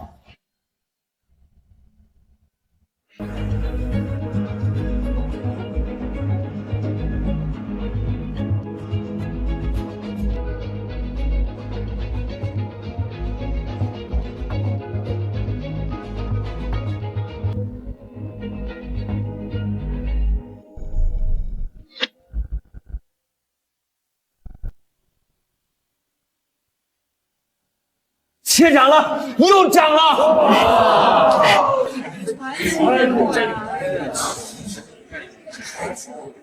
涨了，一路切涨啊！妈呀，这1块钱博出了2000万，太恐怖了！我这辈子都没见过涨这么狠的，一刀穷，一刀富，一刀地狱，一刀天堂。古人诚不欺我呀！白龙王，他绝对是白龙王转世。高人，这绝对是高人呐！陈先生一定是神仙转世。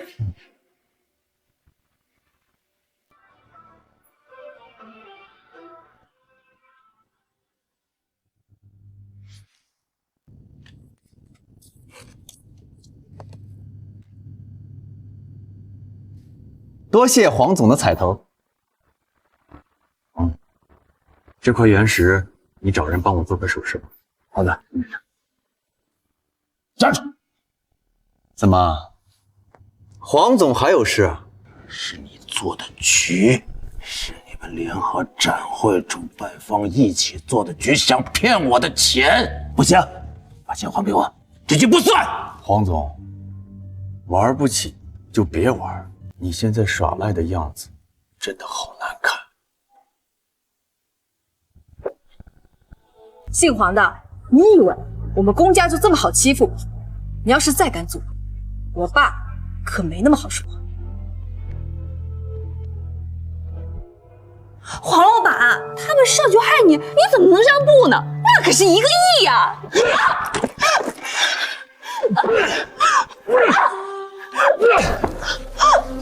都是这个贱人害的，你还敢在这给我叫？以为老子的钱那么好拿吗？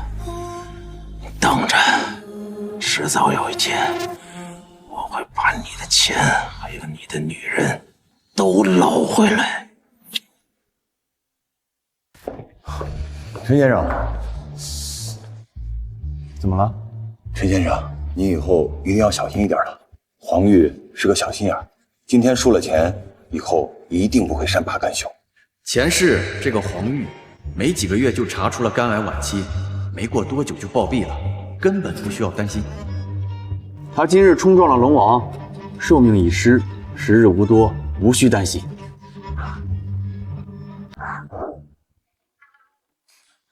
你来干什么？陈默，当初这个聚宝盆，你应该赔给我当青春损失费的，我家的人都可以作证。现在你有钱了，那你就折现给我吧，我也不多要，只要你5000万。你梦游没醒呢，我给你5000万。沉默，一日夫妻百日恩，我陪了你这么多年，大好的青春都浪费在你身上了，难道连区区5000万你都不舍得给我吗？你还是不是个男人了？滚！我没空搭理你。我不管，反正你得给我，你不给我，你就不是个男人。陈默是不是男人，不需要你承认。陈默他现在是我男朋友，你们已经分手了，他没有义务给你1分钱。你的青春是青春，难道陈默的青春就不是青春了吗？在我看来，是你浪费了他的青春，你耽误了他。你不要跟我说这些没用的，给钱，否则你们今天休想走。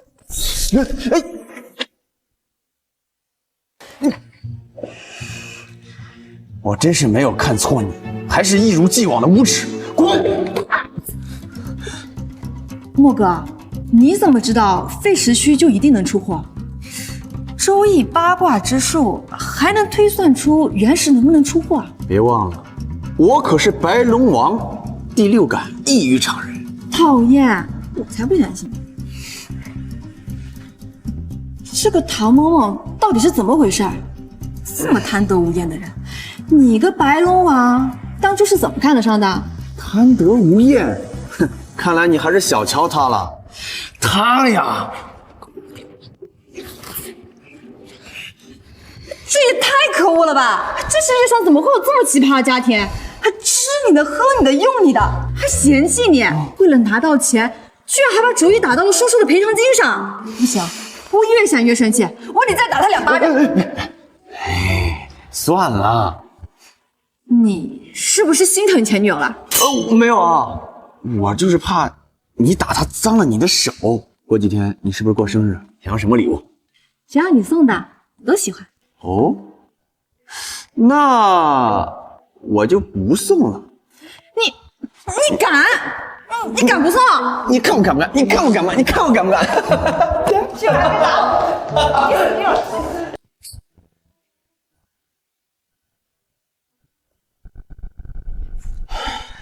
那个陈默到底是什么来头啊？你要不跟我说清楚，老子弄死你！黄总，那个陈默就是个穷屌丝，要不是傍上了大腿，他哪敢这么嚣张啊？放屁，一点背景没有，他敢勾搭公子渊，他未婚夫可是4大家族楚家楚天。这我也不知道啊。不过那个陈默真没有背景，那个王泰他算吗？王泰跟楚家比那就是个屁。要是你说的都是真的，3天之后跟我去参加公子渊的生日宴。我要让陈默吃我的全都吐出来。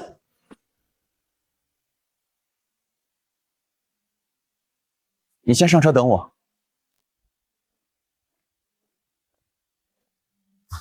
王总，3天内把这个帝王绿翡翠帮我做成一套首饰。陈先生，这3天内是不是有点太着急了？这么大一块帝王绿，经过细心雕琢以后，最少价格值3000万。我要送给子渊当生日礼物，所以只有3天时间。陈先生，生日礼物需要搞得这么恐怖吗？3000万啊，都是一个中型上市公司的市值了。这个你别管。另外，再帮我收江南花苑的房子，现在房价1000块1平，一套下来在15万以内，有多少收多少，按照5000万收，10万为止。您这是要投资房产？如果你有闲钱，也可以买点。您是得到什么消息了？信我，我就带你赚点；不信就别问。这卡里有5000万，一定要办好。您放心，我一定办妥。黄总，哪位是楚天呀？穿白衣服那个就是楚天，他旁边那个老爷子就是公家的掌门人龚明。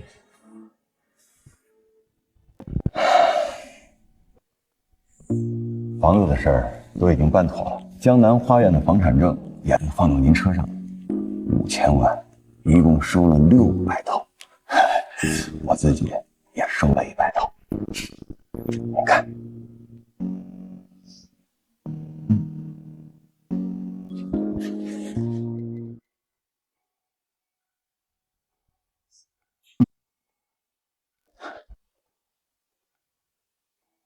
王总，那个楚天真能对付陈默？哼，楚天可是4大家族的人，陈默得罪了楚天，肯定不会好过。而且这是公家，公明肯定会选楚天做他未来的女婿，而不是这个一点背景都没有的陈默。我们到时候就等着痛打落水狗吧。天儿啊，这个子苑呐，害羞，以后你就多主动点，别嫌麻烦啊。伯父，您这是说的哪里话呀？我是真心对子苑妹妹的，我怎么可能嫌麻烦呢？这就陈默，我不太方便出面，你过去给他点教训，让他知难而退。好，我现在就过去看看这小子到底有什么章程。这位朋友，认识一下。你好，我叫陈默，公子渊的男朋友。你好，我叫楚天，是公子渊的未婚夫。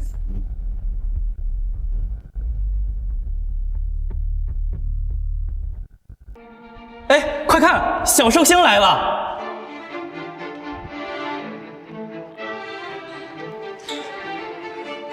在一起，在一起，在一起，在一起。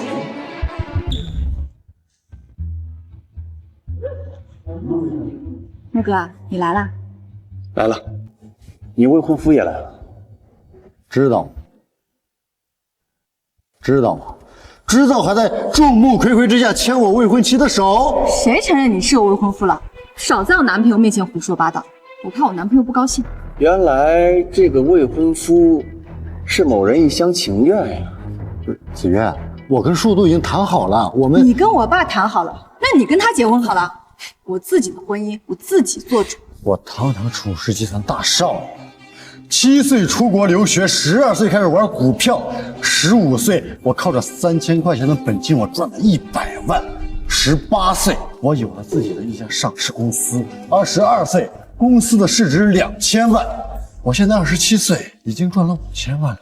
我请问，你有什么资格跟我比？你哪点比我更适合子渊？因为我比你帅。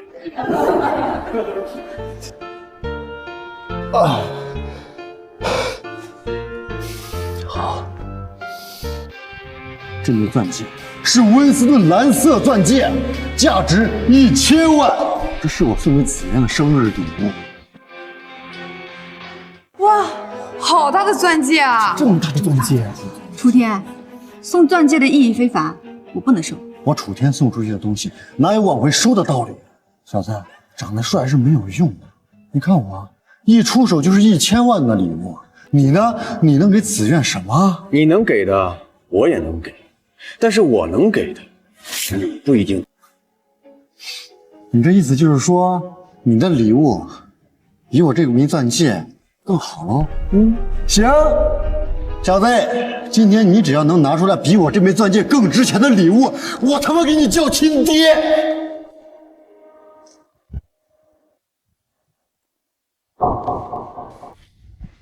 子渊，这是我送给你的生日礼物，打开看看，喜不喜欢？只要你送的，我都喜欢。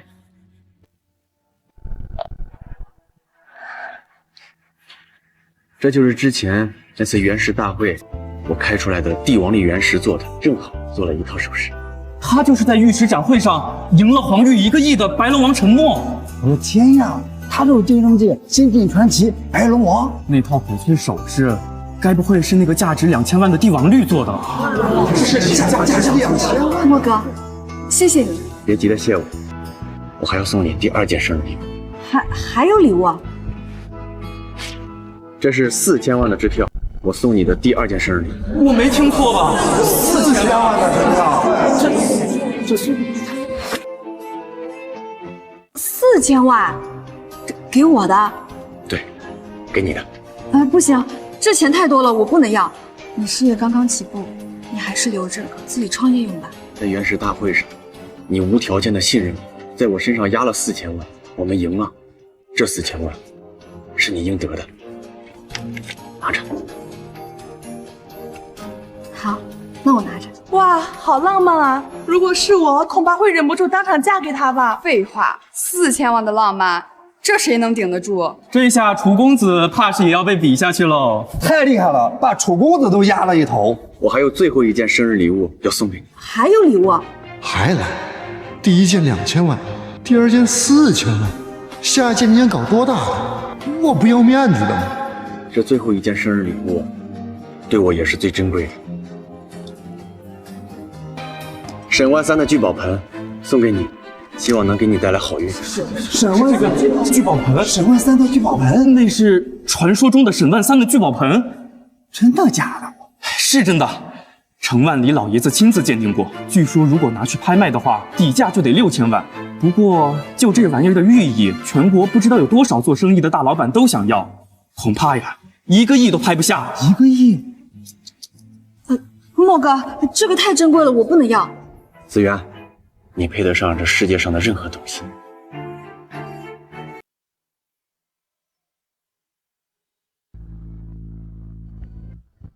莫哥，谢谢你对我这么好。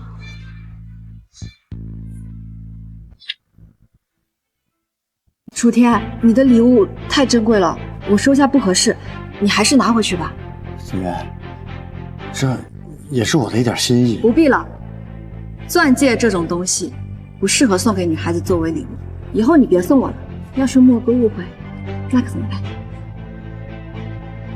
楚天，这声爹你也别叫了，我没有你这么不孝的儿子。你，很久已经没有人敢这么跟我说话了。那是因为你有一个好爹，如果你没有你爹，你看谁会正眼瞧你？你以为这么多年我都是靠着我爹吗？啊，看来你这个白龙王很狂啊！好，陈默，圈里盛传你买股票逢买必涨，我个人是不信的。不如这样吧，一会儿就开盘了，咱俩玩一把，敢吗？你想怎么玩？待会儿开盘之后，咱俩各选一只股票，看谁在规定的时间内涨幅更大。我看是你这个白龙王更厉害，还是我这个操盘圣手更强？敢吗？你要是不怕，我当然无所谓了。不过，光玩这个多没意思呀！咱俩又不赌钱，要不这样吧，待会儿咱们俩谁输了，谁以后永远不能接近紫渊半步，敢吗？不可能！怎么，这就怂了？啊，白龙王，我看这白龙王不过也是徒有虚名罢了吧？你想赌什么都可以，我也不可能输给你，但紫渊不可能是赌注。你不敢赌就直说，这不撒泡尿照照你自己，你哪一点配得上紫渊呢？多了。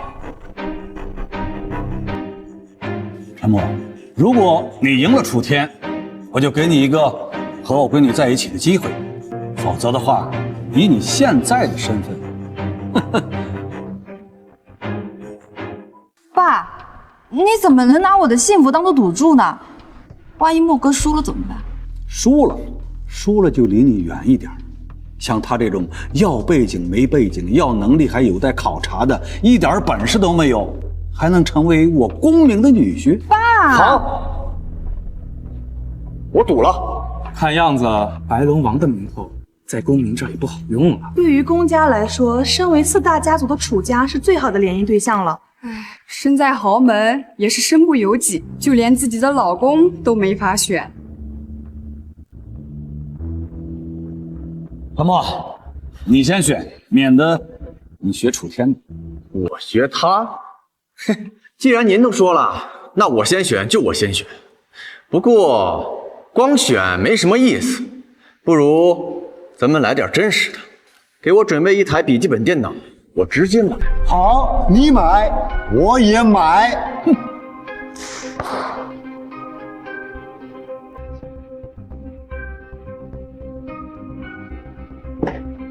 买吧。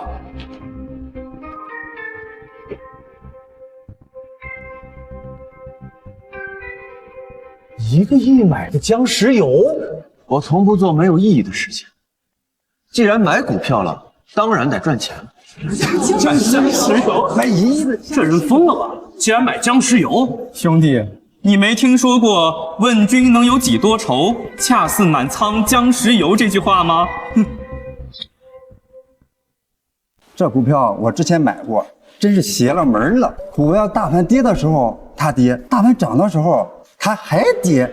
你给我说买僵尸油，我就这么说吧，闭着眼睛瞎买的股票都比僵尸油涨得多。这不就是破罐子破摔吗？到你了，啊？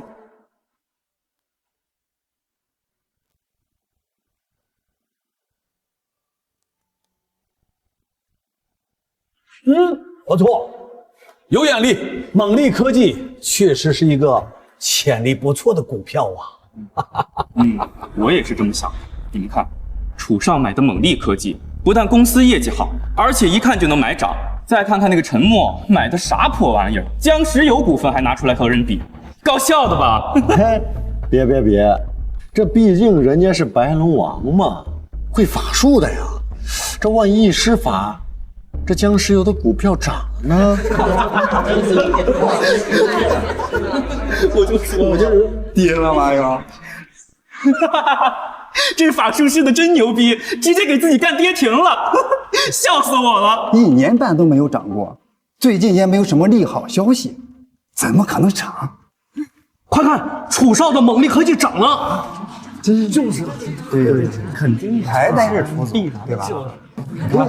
猛力科技涨了，必然的。陈默，其实当你选中僵尸油股票那一刻起，你就已经输了。你给我记住了，以后你但凡敢接近紫渊半步，我打断你的狗腿！楚天还没结束，你怎么知道自己一定会赢？就差了5分钟，等下去的结果也是差不了多少，净浪费大家时间。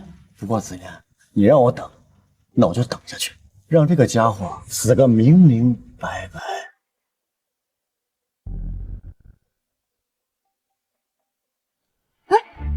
涨了，涨了，浩哥！然，大家都知道猛力科技涨了，不用喊啊！谁说猛力科技了？我说的是僵尸油。我没看错吧？僵尸油就是啊，不可能！浩哥，你看僵尸油涨了。我只是不愿意拿你当赌注，某些人还以为自己真行，就是撒泡尿照的，这得是什么货色？我勒个亲娘啊！这涨幅也太猛了吧！封死涨停了，几十万手直接封死涨停了，邪了门了！今天僵尸油到底怎么了？感觉总像有人施了法术似的。嘿，这怎么可能啊！啊，这根本都不可能！这僵尸油的股票怎么可能说涨就涨？你不是想看法术吗？给你看了，你反而不乐意了。我告诉你，从今以后，你敢接近紫渊半步，我就打断你的狗腿！你怎么还要我送你走吗？够了！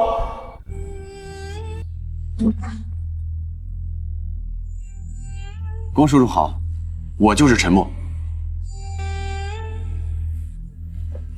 爸，你怎么看到默哥就板着一张脸啊？他人很好的。好什么好啊？他一个农村出身的人，我能给他什么好脸色啊？龚叔叔，您这是看不起农村人啊？据我所知，您父亲就是农民。那又怎么样？最起码我们现在已经改变了，而不像你，生在农村，祖辈都是农民，最近靠着江湖骗术混得风生水起，别人相信你什么狗屁的白龙王，而我功名不信。你这种农村出身的人配不上我们家的紫苑，最好离他远点。虽然在同龄人当中啊，你混得还算不错，但是比起整个江州乃至整个江海省这些青年才俊，你还差了很多。难道楚天就能傲视整个江海省吗？楚天如果没有他们家的背景，跟你比起来确实差了不少。白龙王、股神、赌石大师，这些个成就啊，一般人是真比不了的。您调查的东西还挺多的呀。那当然了，我的宝贝女儿任何一个接近她的男生，我都要调查得清清楚楚、明明白白。按理说，你年纪轻轻就身家过亿啊，而且把那些大佬玩得团团转，配上我们家紫苑，那是绰绰有余。只可惜呀，可惜什么？可惜她是我公明的女儿，你想娶她还不够资格。那我要怎么样才算是有资格呢？若论背景，家里边必须有一个省部级以上的掌权者坐镇。若论财富，像你这样的年龄，必须身家过5个亿，这才叫有资格。很可惜啊，你出身农村，别说家里有帮衬你的掌权者了，恐怕你的亲戚还需要你帮衬吧？啊，在财富方面，你靠你的运气赢了黄玉1个亿。要不然的话，连给我女儿买一个像样的礼物你都拿不出手啊！像你这样靠着封建迷信和运气发家的暴发户，恐怕以后的发展很有限吧？弄不好会被抓进去啊！你说像你这样的人，我怎么放心把我的女儿交到你的手上，嫁给你呢？在你眼里，我可能卑微如尘，但在我眼里，你何尝不是如同蝼蚁？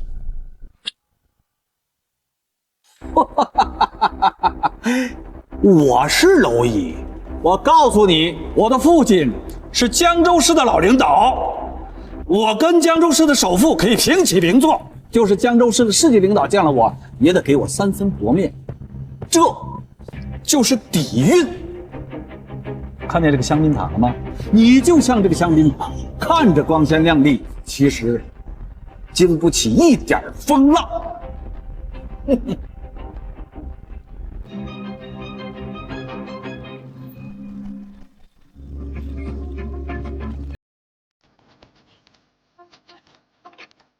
怎么把这么贵重的东西给摔了？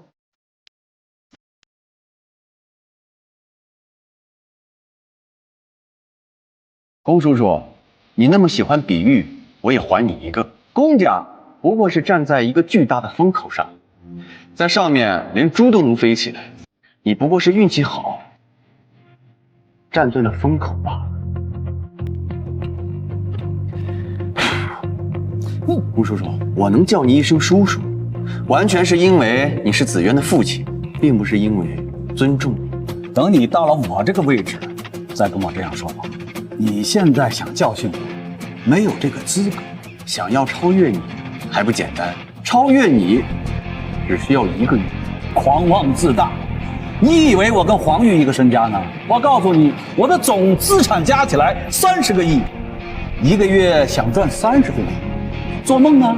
我要是做得到呢？如果你真能做得到，我把闺女嫁给你，然后把我整个龚家拱手相让，那也未尝不可呀。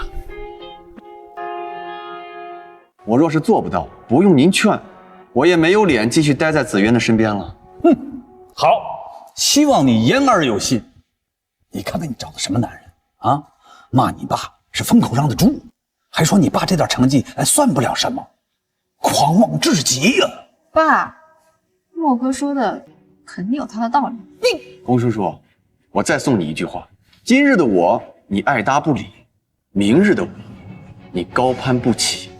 行，吹牛谁不会呀？陈默，我承认在炒股上你比我的运气好，但是论到真正的做生意赚钱，以你的圈子，恐怕一辈子只有仰望我们的份儿了。崇明啊！哟，老班长，你怎么来了？紫渊，你不会怪叔叔来迟到了吧？宋叔叔好。这是你婶婶给你准备的生日礼物。谢谢宋叔叔。哎呀，老班长，来都来呗，还带什么礼物呀？我这次来有2件事，一件呢是为庆祝紫渊的生日，还有一件就是一铁项目落实了，拆迁的任务落到了我手里，我决定交给你来办。拆迁？不会是江南花苑吧？具体的拆迁小区就在里面，3天以后才会公开。这就是公家的底蕴呐。陈默，你真以为哄骗女人就能攀上高枝了？人家压根儿都看不起你，随便一个项目都抵得过你一辈子的运气了。什么？看到了吧？这就是公家，你一辈子也碰不到的天花板级别。你别提我楚家了，你压根儿根本就配不上紫渊。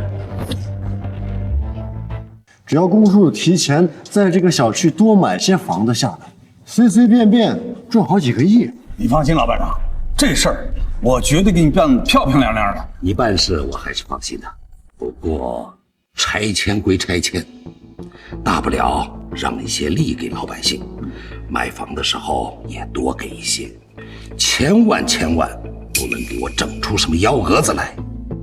你听明白了？好，你放心。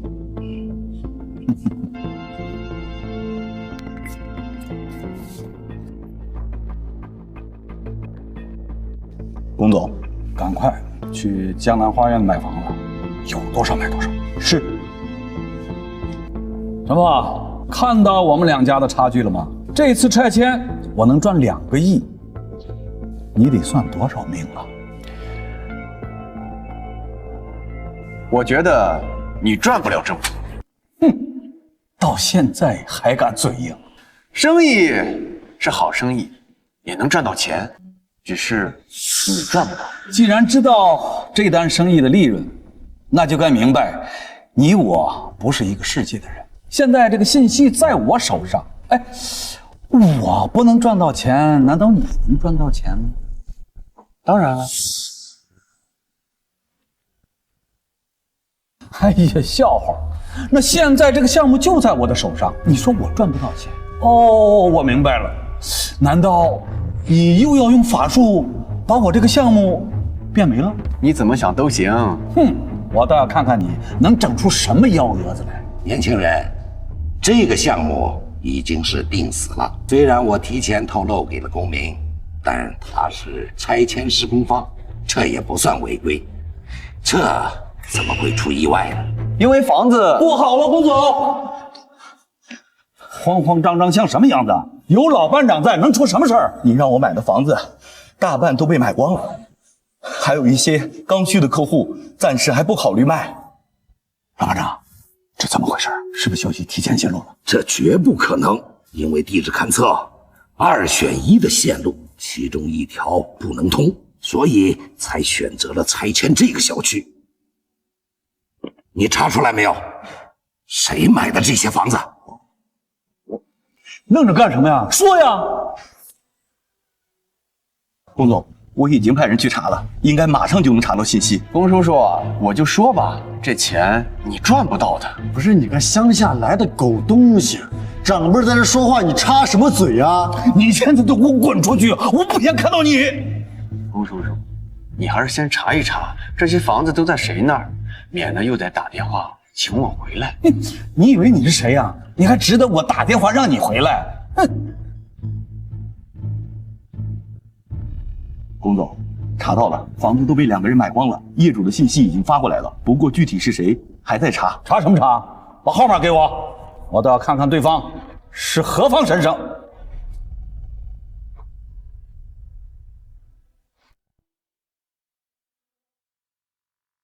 我爱你，爱着你，就像老鼠爱大米。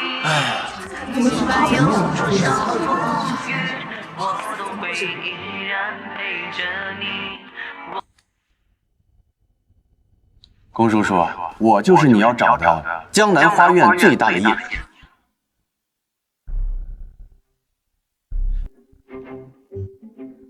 我手上有600套，王太手上有100套。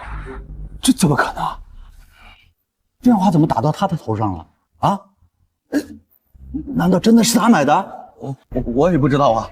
难道是他们搞错了？说，收购江南花园房子的人是白龙王陈默和王家王太。龚叔叔，现在你还要赶我走吗？这不可能，这怎么可能？哎，你是怎么做到的？小伙子，你是从哪里得到这个消息的？我觉得咱们还是先谈谈拆迁款的事吧，其他的事情，我觉得没有那么重要。你们觉得呢？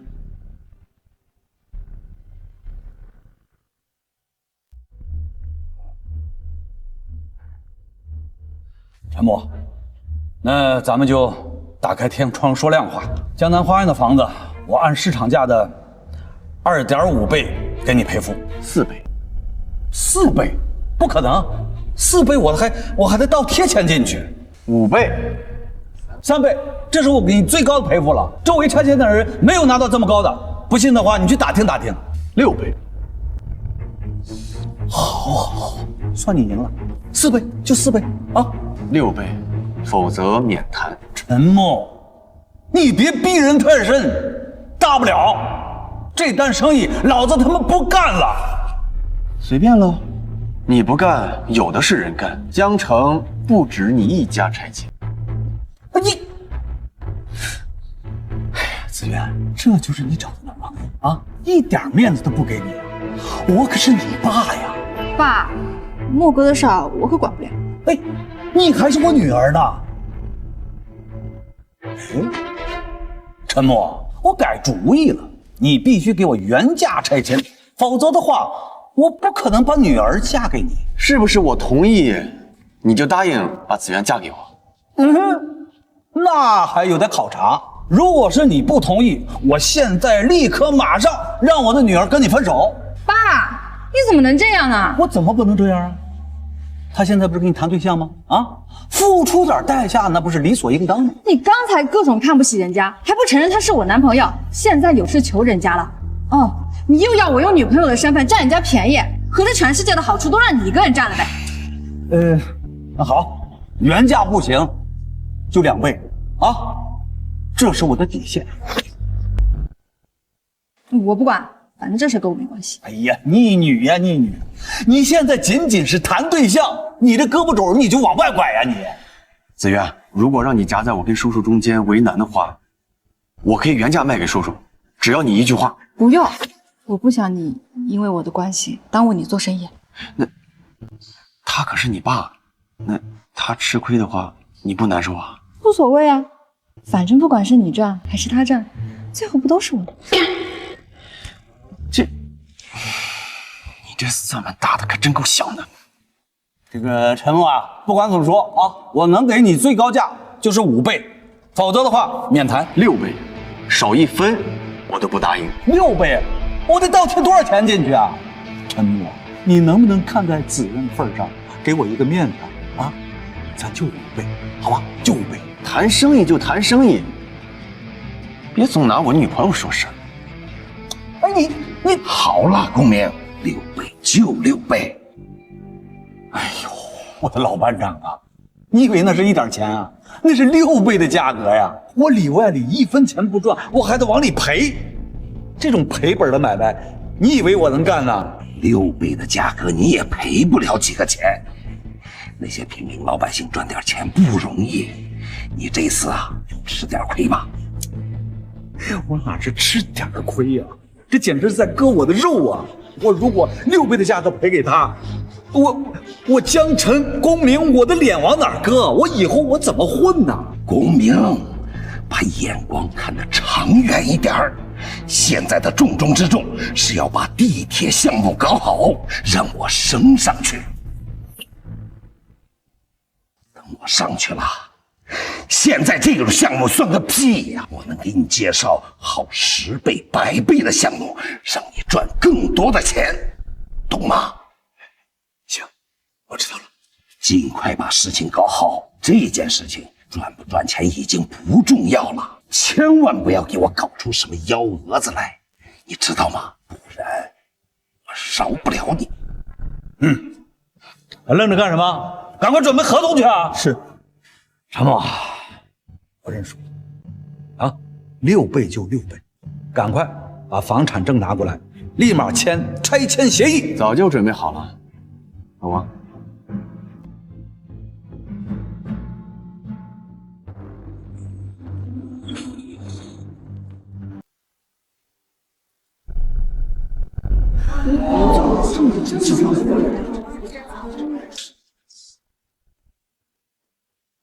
龚总，房产证全在这儿了，有我们王家100套和陈总的600套。陈某，你到底是怎么知道这个消息？你既然知道这个消息，为什么不让我们公家赚这个钱，而让给了一个外人？洪叔叔，你不是自己说了，咱们不是一个圈子的人，我为什么要带着你啊？那你不带我，你总得带着子苑吧？只要您老人家同意我们的婚事，那我的钱不都是他的钱吗？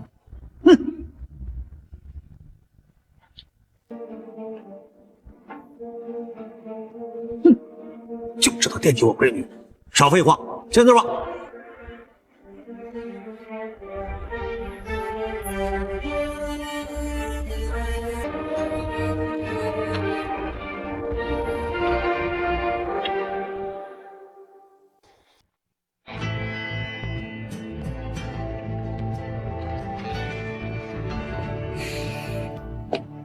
爸，你瞪我干嘛？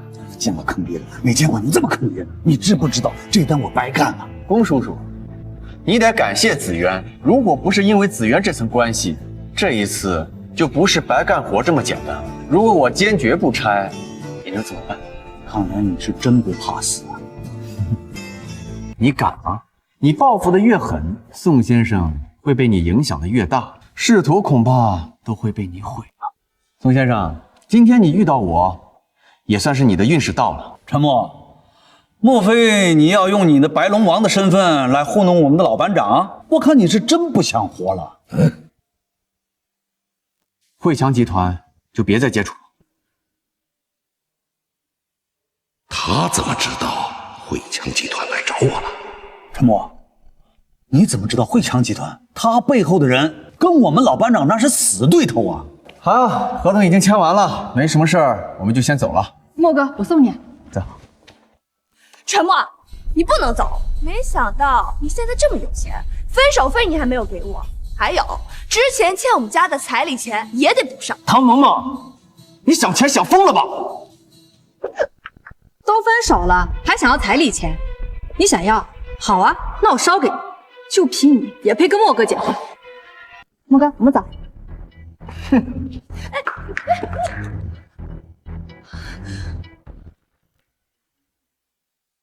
陈先生，陈先生，请留步。宋先生，该说的我都已经说了，还有事吗？陈先生，您是怎么知道我和汇强集团有来往？这件事情涉及到双方背后势力的合作，拒绝合作，这是你命中一劫。你信就听，不信会怎样？仕途终结，家破人亡。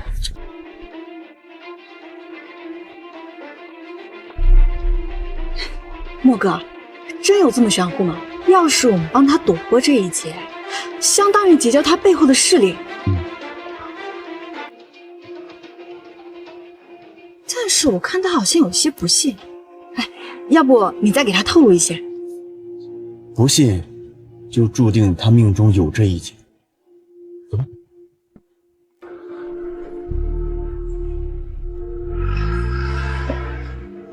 老班长，今天的事情要是我不在，项目非砸你手里不可。老班长，你别听陈默那小子胡说八道。龚总，工作的时候称职位，你什么时候摆清楚自己的位置，什么时候再给我谈私交。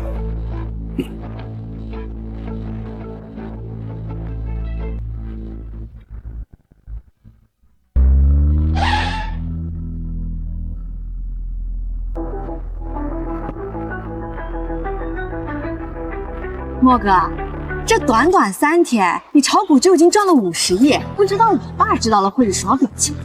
他不看好的人，居然在3天时间资产就已经超过他了。你可真是你爸的漏风小苗，50亿还不够，但过了今天，钱对于我们来说，只是一串数字而已。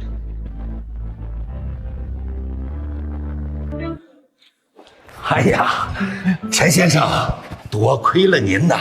昨天汇强集团出大事了，牵连了很多人，上面的人都被牵连了。如果我没有拒绝合作，现在我恐怕就要下大狱呀！列备薄礼，请您务必收下。就算了，陈先生，这是上面送的。一把手，也不是什么贵重物品，是一套手工茶具，以前一把手亲自做的。他还邀您一起喝茶，看您什么时候有空。好，替我谢谢他。宋先生，你也玩期货？哎呀，我哪搞得明白这些呀？再说单位有规定，不让我们参与。我也只是知道您要来这里，所以赶过来一趟。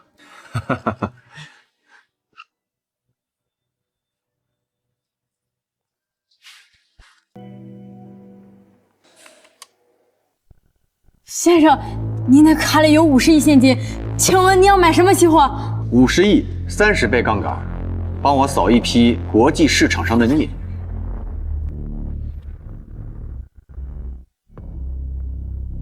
莫哥，50亿30倍，那可是1500亿啊！陈先生，您这把玩这么大，还是劝您慎重啊。你手上有多少钱？全跟了。陈先生，我哪敢玩这么高杠杆的国际期货呀？稍有不慎就破产了。子源，你要买吗？莫哥，你怎么能玩这么大？算了，你们不买，等会儿可别哭鼻子。哎，你愣着干嘛？买啊！您确定全买国际镍吗？还是30倍杠杆？买。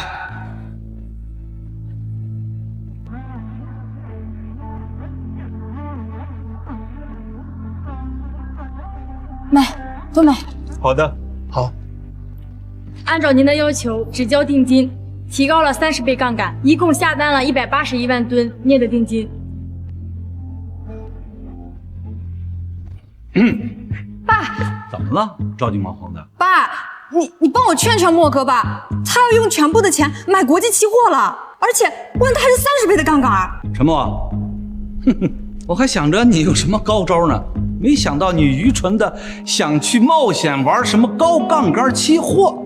这样也好，我们金融界有这么一句话：玩杠杆全家死，赔光了天台见。爸，你不帮忙劝劝就算了，你怎么还在说风凉话呀？嘿嘿，说起来呢，这陈默也是为了你啊，1个月要赚够30亿，没想到他竟干出这么荒唐的事情来。陈默，我以为你这个白龙王有什么真本事呢？前2天靠运气赚的钱，这回全霍霍光了吧？爸，陈默这几天已经赚够50个亿了，但是他这次要用50个亿全部30倍梭哈买国际镍。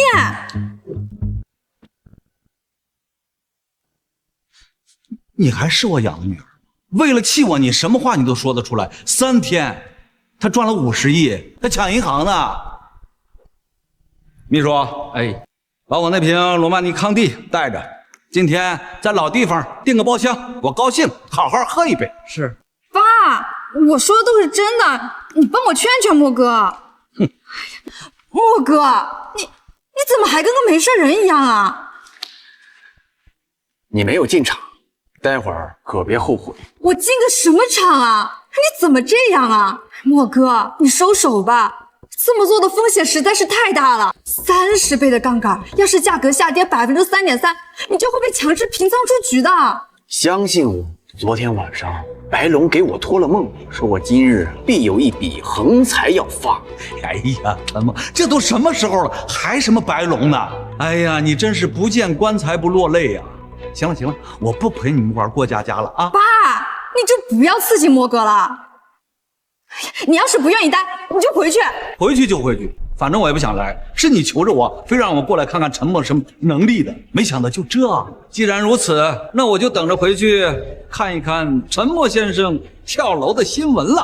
哈哈，拜拜。爸，莫哥，期货这种东西真的不是能推算出来的。你听我一句劝，收手吧。不行，我现在还要靠它来超越你父亲30亿的身价。如果现在收手，那我这辈子再也没有办法见到你了。莫哥，我不求你大富大贵，只求你平平安安的。你怎么还是不明白呢？傻妮子，没事的，相信我。好，我相信你，但是你要答应我，就算爆仓了，你也不能想不开，我这里还有你不少钱呢。大不了我们从头开始。快看，降了！不行不行，我不能看了，我心脏受不了。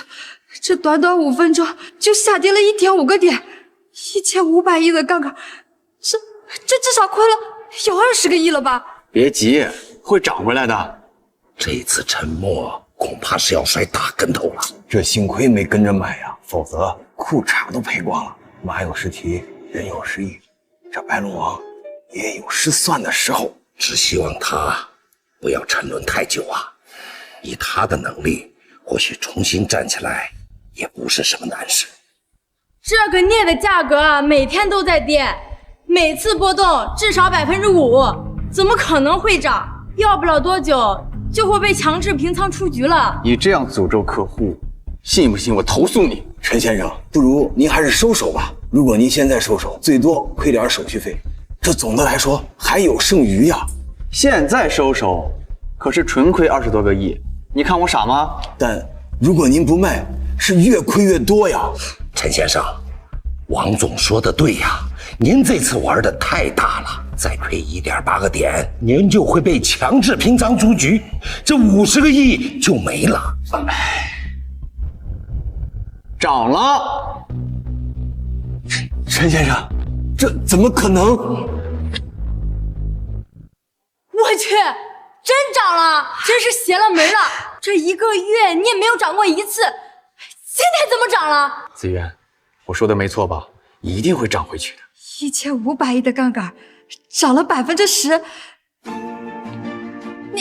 你这一下赚了150亿，这怎么可能？你们想要赚钱的话，现在买还来得及。沃哥，你还在等什么呀？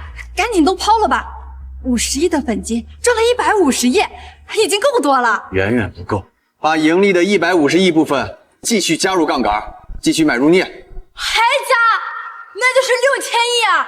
稍有起伏，你就会被平仓出局，200亿可就打水漂了。加，耽误我赚钱，你给我补上。加，好的。好了，您现在的期货账户里已经有724.82万吨镍的订单了。怎么了？这是6000多亿的杠杆，这是700多亿美金呐！陈先生，您真的有把握吗？陈先生，您这是在玩火呀！一会儿涨了，你可别哭。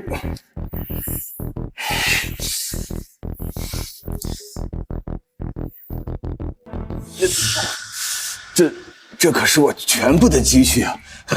这陈先生，算了，还是算了。又涨了！哎呀，活该你挣不到钱，最后一波机会你又错过了。就现在，全抛掉！就现在，全抛掉！好，快抛！好，抛了。抛售完成。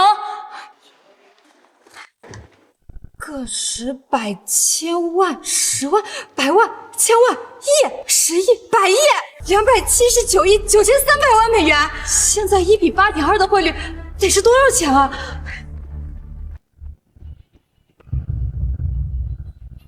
？2007亿！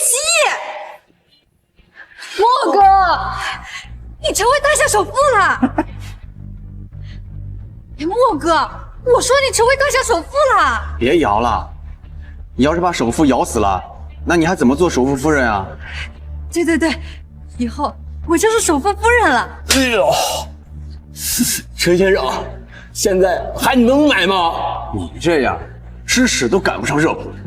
陈先生，您可真是神人呐！您以6个亿美金为本金，一口气撬动了国际市场近300亿美金的。这点钱不算什么，未来的路还很长。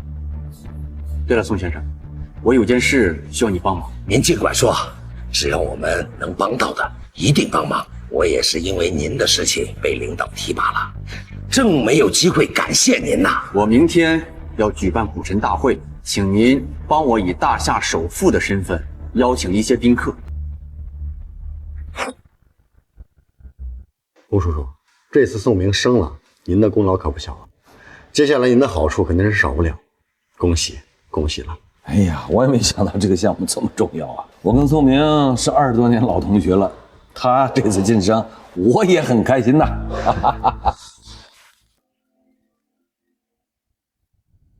喂，好，我知道了。怎么了？你知道你们江城新进的那位股神吗？知道啊。啊，我接到了邀请，3日后去赴宴。怎么了？那位神秘的股神现在是我们大夏的首富，他在国际市场上靠着炒期货赚了2000亿。2000亿？没错。他还一同邀请了4大家族。刚刚家族给我打电话说，让我去代表我们楚家教好这位神秘的股神。那倒是挺巧啊。前几日我也接到了邀请。现在看来，新晋股神大夏首富，未来肯定会是江城金融圈的话事人。不止，这可是大夏的首富，就算是江南一把手，都得器重的存在。不过，这位新晋的股神，再加上炒期货的手段，这怎么有点像陈默的手笔啊？这位大夏首富该不会是陈默吧？不可能，绝对不可能！那个蠢货今天确实炒期货去了，我亲眼看见了，他赔了，估计以前赚那点钱全赔光了。我看他没了钱，还怎么有脸继续缠着我们家的闺女？到了不少人了。哎，这丫头跑哪儿去了？这待会儿宴会都开始了呀。我听我闺女说，你最近梭哈国际期货亏本了啊！我就纳闷儿，钱都没了，怎么还缠着我闺女啊？想吃晚饭吗？没有的事。行了，陈默，你别在这装了，我们都已经知道了，你肯定是亏得血本无归了，对不对？想要把子渊那些钱要回去回本，对不对？哎呀，你个大男的，不送出去的东西你往回要，你好意思你？我真没有亏，我不是所有人都拥有新晋首富那种天纵之姿的啊！人家那是天生的金融鬼才，你学不来的。你这种人呐，本应该见好就收。现在好了吧？本儿没了，不嘚瑟了吧？我告诉你，陈默，我跟龚叔叔已经收到了首富宴会的邀请，等一会儿首富来了呀，我们就可以谈笑风生了呀。到时候我就可以请教他各种期货、股票的问题了，说不定还能成为他的弟子呢。而你这辈子达不到这样的境界。哎，我发现你还笑得出来啊！现在本儿都亏没了，我看你怎么超过我的财富。你离我闺女远点，不然的话，我找人打断你的腿。而且今天这个场合也不是你能来的，这也是大夏首富第一次宴请宾客，不是什么阿猫阿狗就能来的。我没资格，你们就更没资格了。保安，保安的，我滚过来！不是你们是怎么办事的啊？这是大夏首富的宴会，你是怎么看门的？什么人都往里进。先生，我们没有接到通知，谁不能进？没人通知你，也不能把什么阿猫阿狗都放进来吧？小天，我说你，小天，算了，小天，首富宴会闹起来不好看。待会儿，当他看到你跟首富在那儿推杯换盏，而他只能躲在角落混吃的时候，就知道他跟你之间的差距啦。说的也是，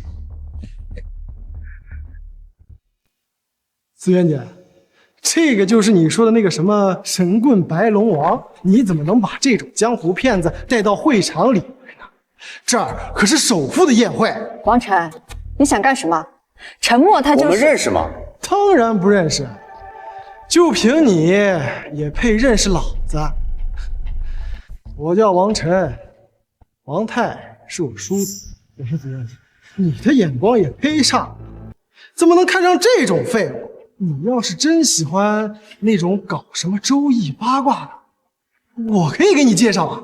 哎，你像那种跳大神的小鲜肉，大都是，大不了让他们为你献血都来得及，何必跟这种废物在一起？闭嘴！我的事情什么时候轮到你指手画脚？怎么敢打我？打了你也是白打。你耳朵聋了吗？我刚才说王泰是我叔叔，你还敢打我？他可是大夏首富的朋友，我他妈干死你！王泰在我面前都不敢这样说话，你算什么东西？这小子真是个祸害，他竟然打了王泰的侄子。这下呀，咱们是有好戏看了。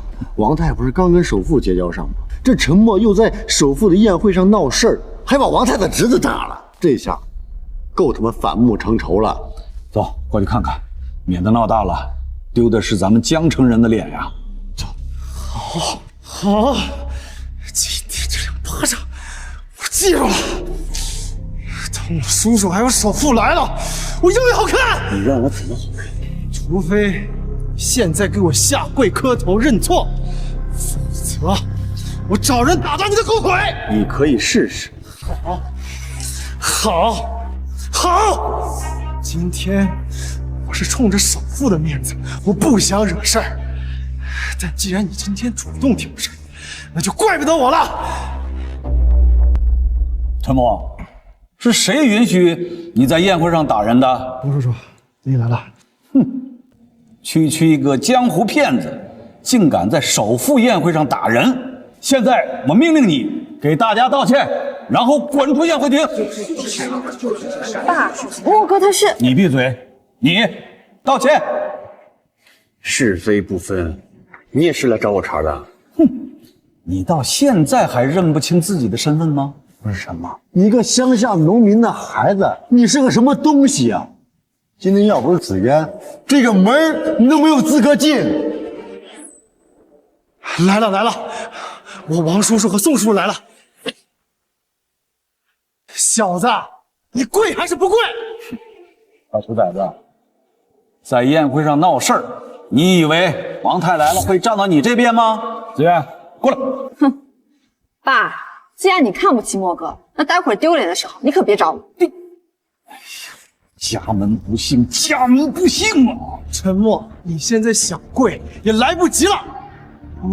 这我可听说王晨心眼小，睚眦必报。这以前有人多看了他一眼，就把人打成植物人了。他心眼小，我心眼更小。你好，小片，现在陈默的事儿咱已经管不了了，等首富讲完话再说吧。陈默，等宴会结束，我要打断你的3条腿，让你跪下来给我舔鞋。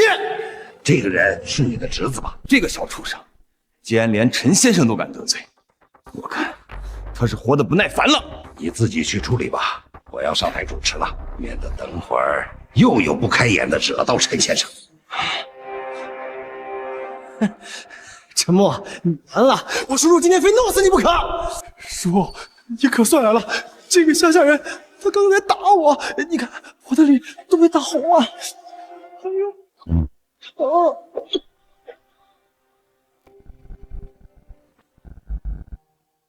怎么没有把你给打死？王总，你可能误会了，在宴会上闹事的是陈默这个小王八蛋。哎，这事儿我作证啊！楚超，龚总，我打我自己的侄子，跟你们两个没什么关系吧？王总，你别弄错了，在宴会上闹事的是陈默，你竟敢偏袒他，你就不怕新晋首富来了以后怪罪你吗？跪下道歉！王泰，疯了吧你？是陈默在首富宴会上闹事儿，你还要相信这个神棍吗？首富宴会，那你知道首富是谁吗？我虽然不知道首富是谁，我知道你肯定得罪首富了。到现在你还相信陈默这个神棍？除非这陈默就是首富啊！他就是个赌狗，他怎么可能成为首富啊？诸位，我是江城市府的宋宁，今天由我来为大家主持首富大会。接下来有请新晋大夏首富陈先生登台讲话。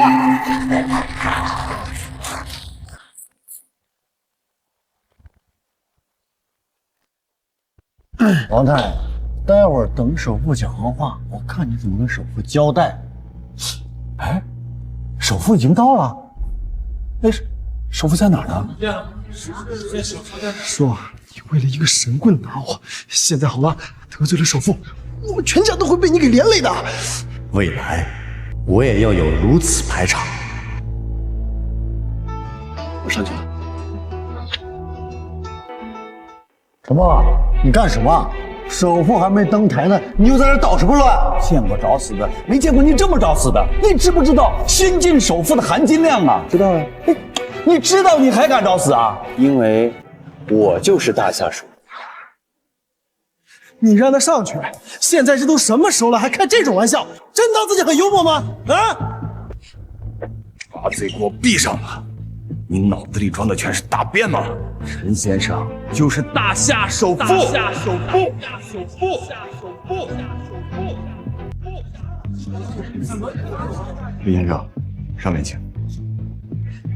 让我们以热烈的掌声欢迎大夏首富陈默陈先生。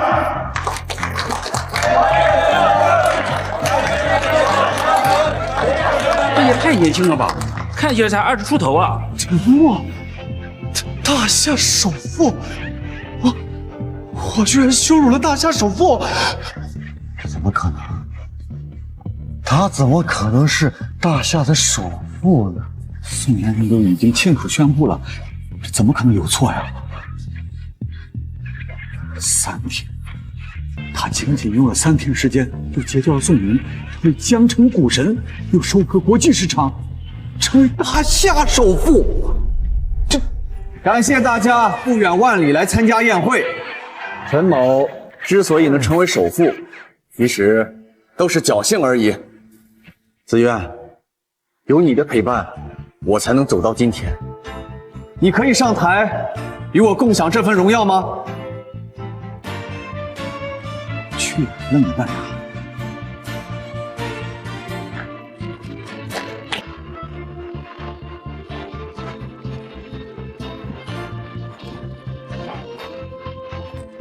这只是个开始，以后像这种大场面多的是。